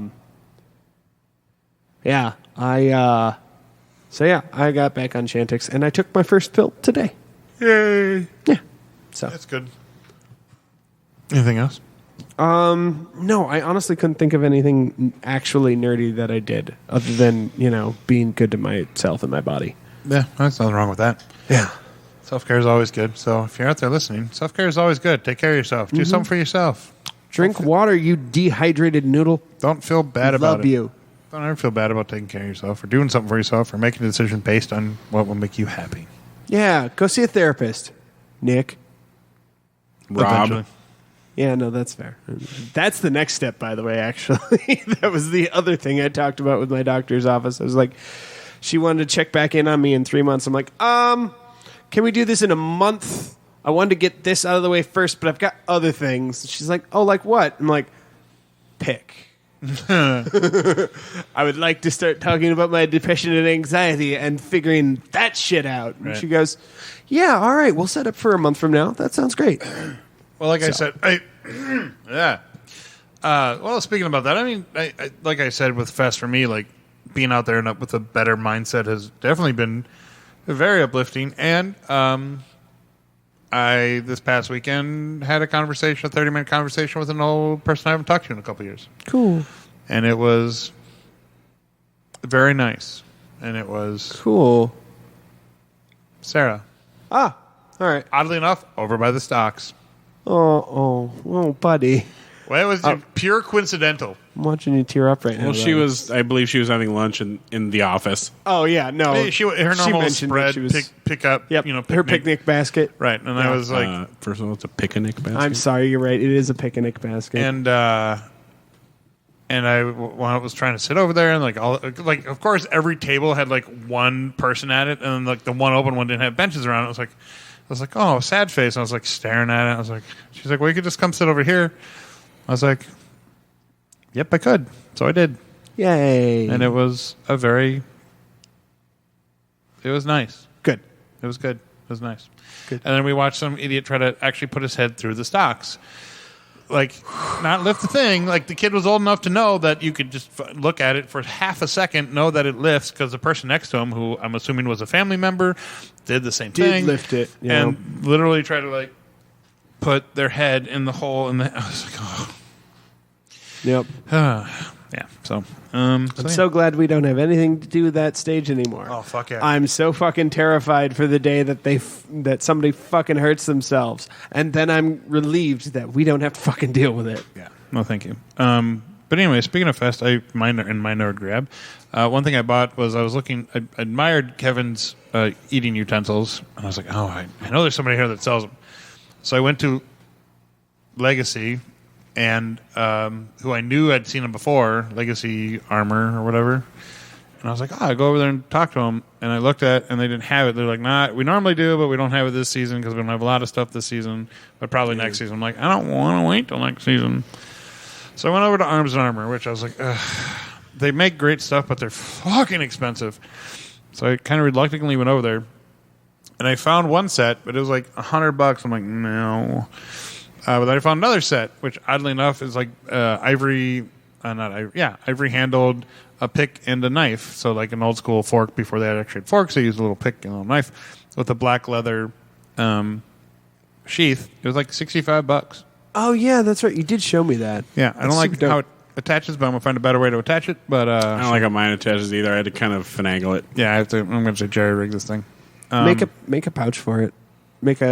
I just have to make a holster. Yeah. Well, it already has a holster. I just have to make a better little thing it slides into so it's more secure instead of dingling around like a... Well, just attach a belt loop to it. But so now I have a pair of medieval cutlery, which I enjoy, and I think it's cool. It matches my outfit, so great. Dope. And then, so GameStop had another one of their sales. In their continuing battle to be relevant. Right. And, of course, as always, as per usual, their Iron Punisher helmet was out of stock everywhere. Every single time. Every single fucking time. But the War Machine one was there, and I was like, okay. And then I thought about it. War Machine. Huh? It's not an Iron Man helmet. It's a War Machine helmet with the Punisher on it. Right, the Iron Punisher is. But then the actual War Machine one, the gray one, that's the actual War Machine. That's just literally the same Iron Man one, just painted gray. I bought that because I was like, well, maybe I'll just have the collection of 3. So I have 2 of them now. So I have Iron Man, I have War Machine. And you still need the Iron Punisher. Punisher War Machine. Yeah. Punisher War Machine, yeah. Thought it was Iron Punisher in the comics or some odd reason. Nope. No? No, he did... I thought he actually wore it for half a second. No, I think he did... I think he did wear the Iron Patriot suit for a hot second. I know he wore the... He had the shield and the Captain America suit for a hot minute, too. No. Yeah, he sure did. That was some choice that was made. It was. But anyway, so I got that, and so now I have 2 Iron Man helmets. Waiting for that reluctant third. Graham, if you can happen to help me find one of those, I'd be really happy. Sure.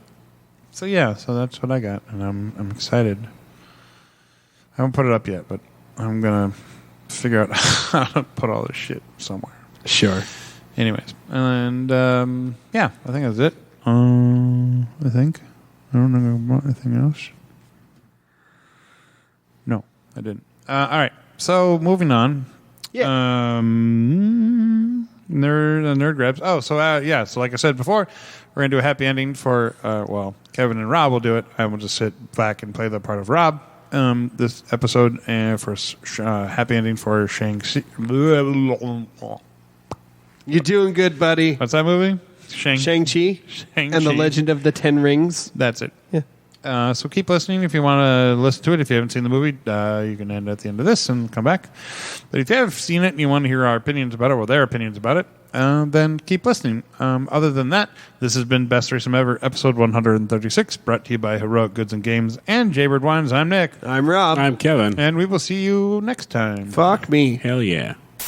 Hi, this is Kevin with Best Threesome Ever. Don't forget to like us on Facebook at facebook.com/Best Threesome Ever. Always remember the number, not the word. Also, don't forget to follow us on Instagram at Best_Threesome_Ever. Welcome to Best Threesome Ever's Happy Ending, a spoilerific review of whatever movie we just saw, where we discuss all of the things that got us there. All right, and we're back. Here we go. Happy ending for Shang Shang-Chi. Thank you. And the Legend of the Ten Rings.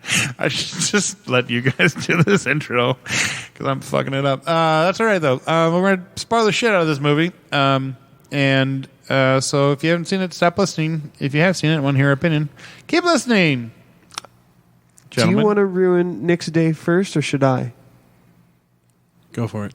Trevor Slattery's back. Oh my God. Ben Kingsley is so amazing in this fucking movie. It's the most wonderful thing in the world. Why is that going to ruin my day? Because there's no clue that he's going to be in the fucking movie, ever. Well, that's not going to ruin my day. That makes me happy. Yeah. It makes me more excited to see it. He has a more significant and important role in this than he ever did in Iron Man 3. And a better character arc, for that matter. Way better character arc. He's so adorable. Yeah. So I just want to hug him. He did the... And Morris. So especially Morris. In the MCU timeline, where does this movie plop in? It's the furthest in the future we've gone. Yep. Okay. So Because it's after the snap. post-snap, how many years? I think about a year. About a year, maybe. The good snap or the bad snap? After the good snap. Okay. It is after everyone's back. Okay. Yeah. And it's pretty far in the future. Okay. Because Shang-Chi was born in what, like 1996? Something like that, yeah. Yeah, and he's approaching he's approaching 30, so Yeah. it's at least a year after the return snap. So Yep. after Far From Home. Spider-Man Far From Home. Yes, Yes. definitely after Far From Okay. Home.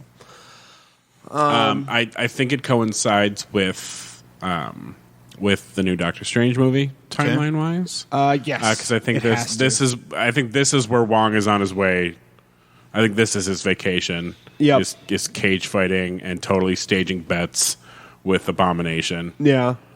I knew he's in it. He's in the trailer. Well, Yeah. but But the fact that they're in on it together. They're doing a pro wrestling shtick. yeah, Instead of- they're hustling. Is it Tim Yeah. Ross? No, it's just Abomination. But it's the same character. He looks exactly the same. But Yep. like after the fight, they're like, "All right, they look really good this time." they're he's- like hustling the crowd. He's like not angry like he was in the movie? Like he just became normal?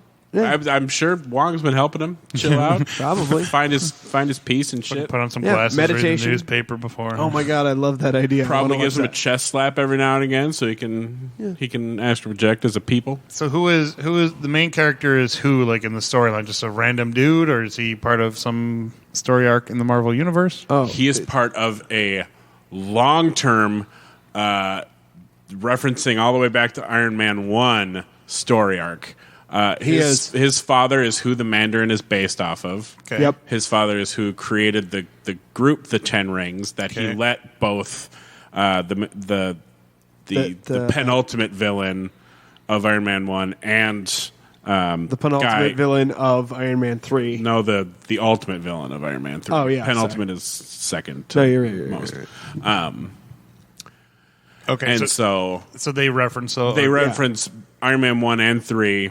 continuity, And they also mentioned they do a very slick jab at the cultural appropriation of both. Yeah. And I thought that was good. Yeah, because he kind of says basically they made the world afraid of an orange.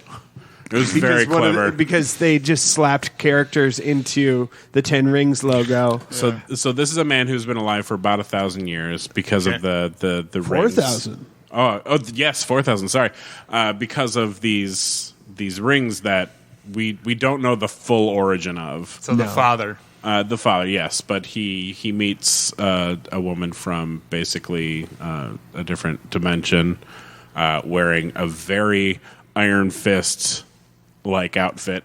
Yeah. That I refuse to believe was on accident. Interesting.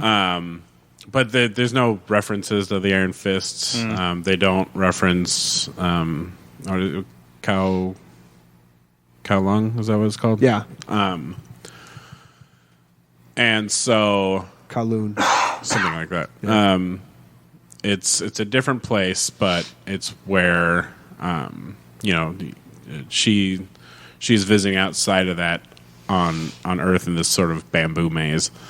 And he meets her, and they have the world's greatest flirt fight. Oh, it's so cute. And he's like, you know what? I've done everything else. I'm good for a while. Why don't I do a family? Yeah, and so he has a son and a daughter, and he gives up his powers for a while. And then the mother dies in a really shitty way, and he's like, "Damn this! I will kill everyone." So like a reverse Frodo Baggins, got it. Yeah, kind of. Yeah. I'm sorry, Bilbo Baggins. Sorry. And so the great villain of this isn't the villain per se. It's death. It's literally death. It's death itself, as well as an interdimensional Cthulhu monster. Death being the proverbial death, or yes. death the actual character in the MCU. No, death death the proverbial character death. Yeah, okay. the overarching finality of life. And so it's him being tricked into thinking he can get his wife back. By not Cthulhu, also not Fin Fang Foom. And so no resurrection stone for him. Gotcha. And correct. And it's the hero's journey of Shang Chi and his not girlfriend played by Awkwafina, who was goddamn incredible, just a delight in every whole movie. And it was nice because he wasn't like this grumpy, serious, martial arts master. He was her best friend, and they went on hijinks together. But he was still kind of the straight man, and she was the comedian. Clown. Yeah, the comedian. And they had really good give and take. And I think Marvel figured out a really good formula with that. Okay.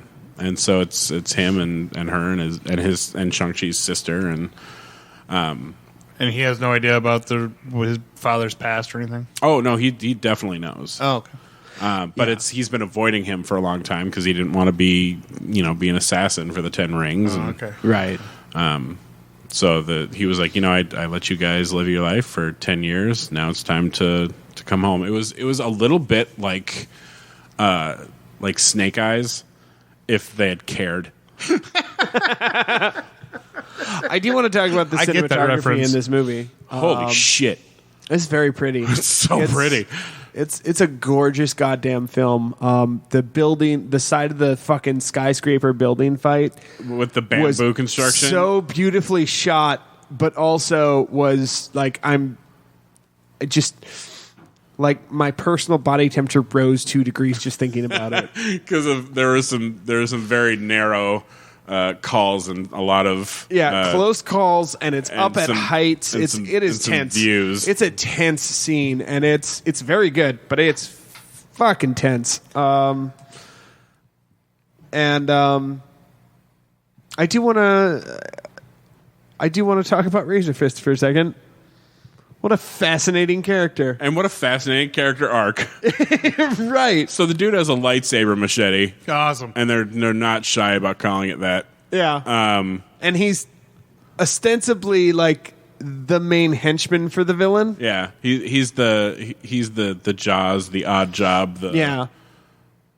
Yeah, no, he is exactly a Bond villain henchman. He's 100% a Bond henchman villain. Yeah. Back before they took themselves so seriously. Exactly. Which I don't mind. I fucking love the new ones. Whatever. The new ones are pretty good. And they're gritty and they're realistic, and I dig it. But Razor Fist is just so... he's the character in the movie where you go, he knows exactly what's going on. He understands how absolutely ridiculous he is as a character. And he is playing it just to a T. Mwah. beautiful. And so it's all this build up to is his father actually hearing his wife? Is it a trick? So they try and get to where their mother came from first. Oh yeah, and Michelle Yeoh. And then you meet Emperor Georgiou,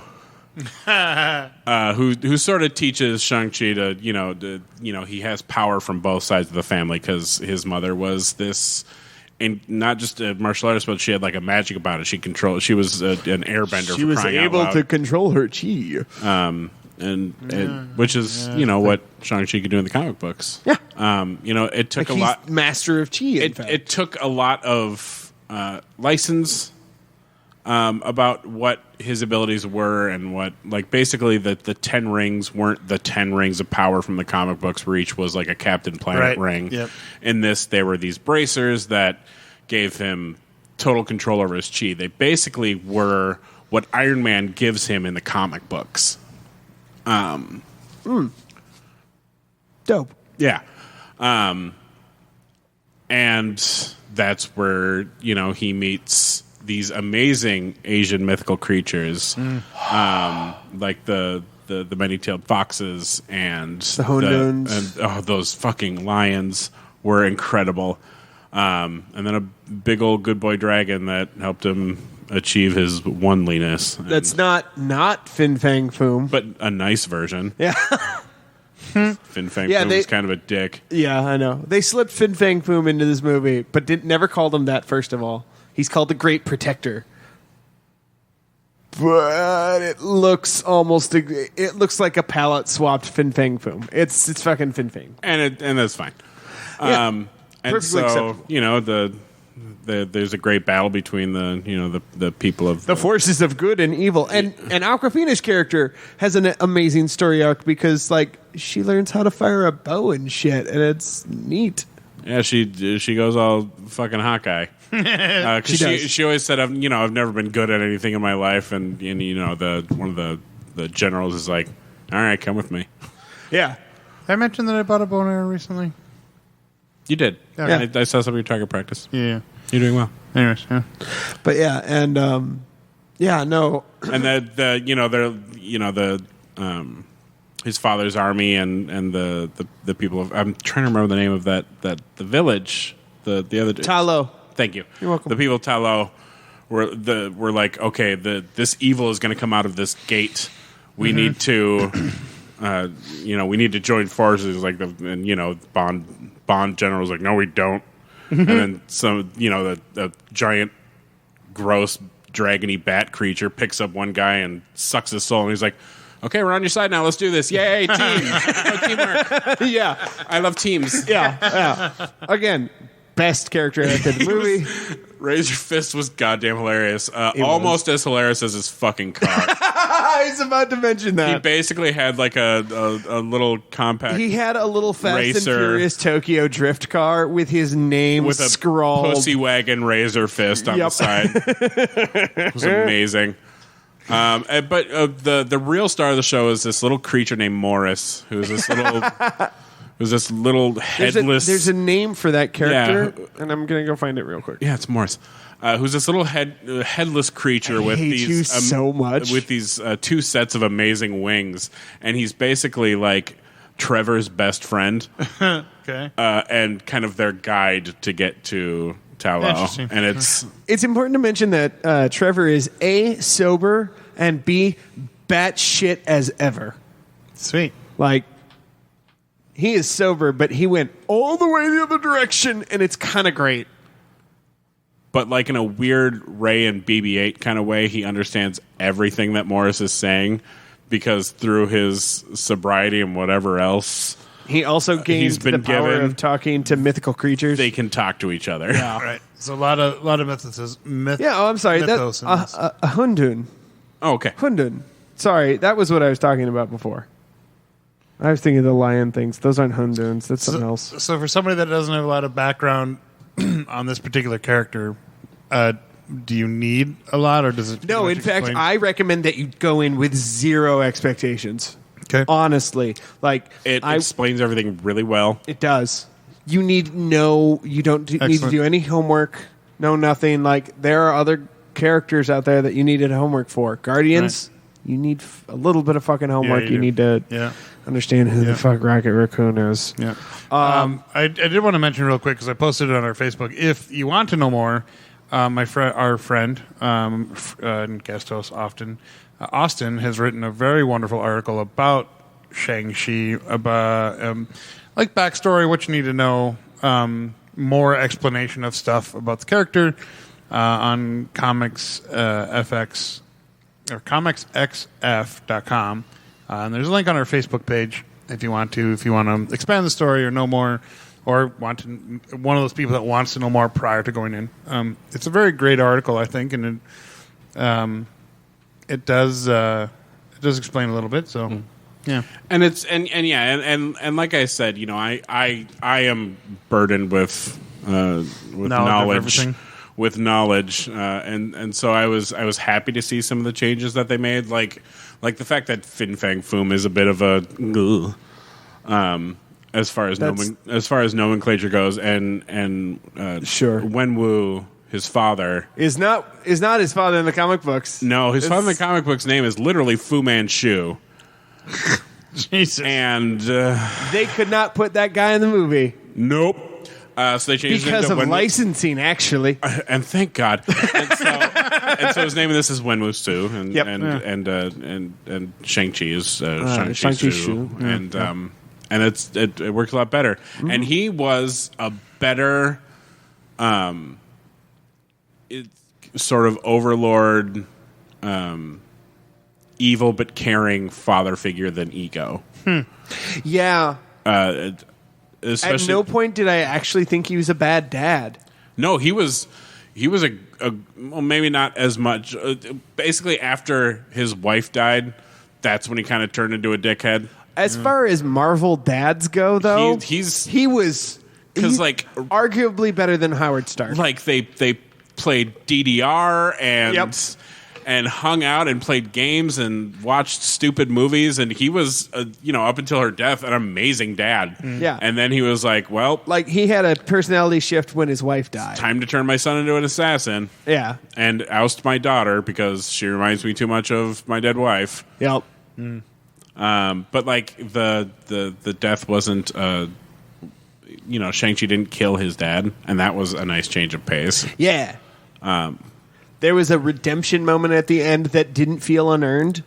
Yeah, it didn't feel forced. It didn't Nope. feel like they shoehorned it in. It felt like, yeah, this is the right move. Yep.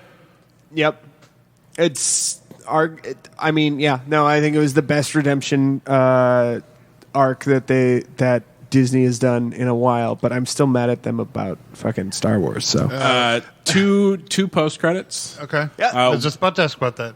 Well, the first one is basically Shang-Chi and Katie. Basically joining the Avengers, kind of. Basically, Basically, kind of, Wong sort of. brings them in and fills them in on everything that's happening, and it's sort of setting up, the Phase 4 villain, as it were. And there's two returning Avengers characters, if you want to know, we'll say, but And we can also leave you in suspense on that one. and Give me a little suspense. All right. and then the second one is Ronnie Chang becoming the second most powerful Asian character in the MCU. yeah, basically. Basically, the daughter is sent to dismantle the 10 rings, and instead she goes, "What if I made it better?" Yeah. Like the gang, yeah. It made it more evil, yeah. Yeah. And No, Ronnie Chang is her right-hand man.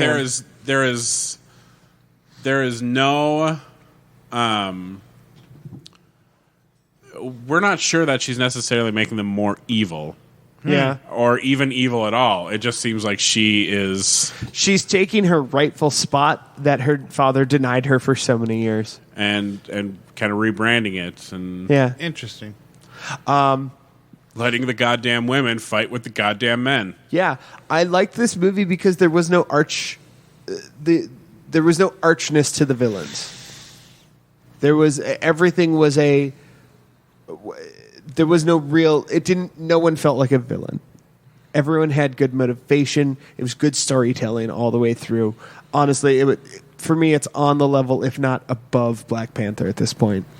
So you guys talked a lot about the cinematography. So is this a movie that you should definitely see in the theater, or do you think? I think you should actually. Okay. That's not a sentence I say very often, but you should see this in the theater because cinematically, it will lend itself to the screen better. And I'm not going to recommend 3D because fuck 3D movies. No, fuck 3D. I didn't even know Never. they were doing 3D. I don't think they are. I thought that died. No, I'm pretty sure if it was dying a slow death before COVID, and now it is definitely dead because there's no way you could feasibly sanitize those glasses. Yeah, I think AMC in Roseville still does it. What's the then worst I won't- AMC? Yeah, then I won't go to that AMC. Yeah, they I do. will say, and I think I'll tell this story real quick though, and I know it's getting late. It's getting very late. I have a very difficult work day ahead of me tomorrow. So do I. Not to mention, I still need to get a walk in. Yeah, but I'll make this real quick. I went to the new Mall of America theaters, the B&B theaters. Oh yeah, And I told you guys about this, but I'll tell it on the podcast. Before the movie, they played all the trailers and stuff. Oh yeah. But then before the movie, like the CEO of B&B Theaters comes on the screens and goes, "Welcome back to the theater." I'm like, "Oh man, thanks, that's nice." And then they put up and now our feature presentation. And then before they start the movie, they put a bumper ad for the theater that I'm currently sitting in before this movie, which, first of all, cheesy. But all right, man, you do you. That's fine. What is this? Oh, it's a white girl fighting POC villains in a clearly a kung fu movie ripoff, where they're fighting through the theater that I'm currently sitting in, and her sidekick's Asian, but not the main. And you're playing it before the first API Marvel film. Boy, does someone have a tuning fork for these folks because they're a little tone deaf on this one. It's the only thing I did. Like I'm not one to complain or get on the internet and like be shitty to a company. I mean, I am, but like I don't normally directly complain to a company. I got the theater manager's email because I had to tell him. I was like, "Yo, that's tone deaf at best, problematic and fucking terrible at worst." And I'm assuming that you meant that, like, not because I'm sure the theater man doesn't have a choice because I'm sure that the theater owner is like, no, you It was no.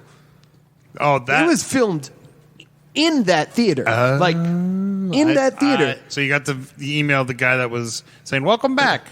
You got his email. No. I got the manager of that theater, of the MOA theater. I got his email. Gotcha. And I sent him off an email because he allowed that to be filmed in his theater. I went to the snack bar in the short film not 5 minutes before I watched it. I walked down the hallway that they're fighting in. Just it was not good. Did it feel good to be like traveling through such greatness? Like, oh man, this was on the big screen and I'm right here. I feel like I'm in the movie. I'm really worried that we know the filmmakers. Maybe. Yeah. Like some of those names that I saw, I was like, that looks familiar. But I don't remember any of them right now. Gotcha. It was the only bad experience I had with this film. It wasn't even about the film. The film itself, I don't think I have anything to nitpick about other than maybe Ben Kingsley had a couple cheesy lines. Like That's the character is. magic. Yeah. Like his mate, I'm acting line where he's pretending to be dead. Mm-hmm. Yeah. No, go see this. Definitely go see this in the theaters. I think it's definitely worth it. I have a couple days coming off. I plan on going to go see it. Yeah, you should definitely see it. It is so worth it. I saw it. I saw it on a solo date with myself. I was see a great. lot of movies by myself. I know you do. Most all movies. Yeah, It's all right. you can always invite us. Now when I go in the middle of a day because I have Monday and Tuesday off, and I go at like noon on Tuesday because I know that there's not going to be anybody in the theater, Yeah. so I feel a little bit safer. No, and that was nice too. I went on Tuesday after Labor Day, Yeah. and there was no one in that theater. I went to a 12:30 showing. It was great. Yeah. Well, if Saber and I are going to a movie by me, Yeah. and it's a cool one, would you like me to invite Yes. you? Okay. Even if it's like a Thursday evening. Depending on the Thursday, yeah, it's fine. Okay. Yeah, I'd have to finish 7 because I always work till 7. Yeah. But I have some days coming off here, so Sure. Okay. So yeah, speaking of that, my movie is currently at 33rd in the Hollywood first-time filmmaker thing Oh, cool. out of 200 and some odd. Cool. That's very awesome. This is very awesome. So, fortunately, like to vote on, it, you have to buy tickets and like $12. So it's like, yeah, okay. But anyways, Bless you. that's good to know. I'm definitely excited to see this, and now I'm more excited to see it, and definitely stay through the credits. So I feel weird like not seeing a movie that we were talking about. It was super weird to not see it opening weekend, especially because I've been so jazzed for this one for quite some time. This actually made me made me a little jazzed for Eternals, Okay. and I definitely was not beforehand. All right. Anything else real quick to add? All I'm probably gonna see it again real soon. right. I think I have to see it again too, preferably with Joanna. There you go. Alrighty then. Well, this has been the happy ending for Shang-Chi and the 10 Rings of Joy, Gladness. 10 Rings of Joy and Gladness. Yep, that's it. Joy of joy and gladness. Joy To the world. and pain. Sunshine. What else? What else? Rain. I went with a different song.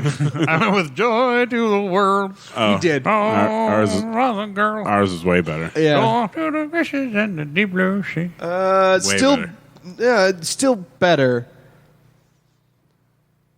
Not quite as much better than the first thing I thought you were doing. Not quite as much better. So, anyways, this has been our spoiler-filled episode of Happy Ending. I keep saying that. Sorry.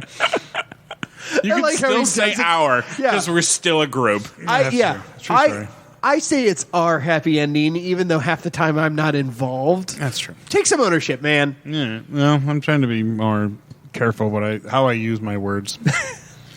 So hope you enjoyed it. This is the 136, whatever. I don't fucking know where I Your totally. outros are just great I'm tonight. so tired, dude. I'm Killing it. so tired right now. All right, thank you so much. This has been our happy ending for episode 136 of Best Threesome Ever. He's Nick, You're Rob, and that's Kevin. and we're sponsored by Heroic Goods and Games and Jaybird Wine. Yay! You want to say something, Kevin? Nah. Perfect. The views held here by the nerds of Best Threesome Ever do not directly reflect the views of nerds everywhere.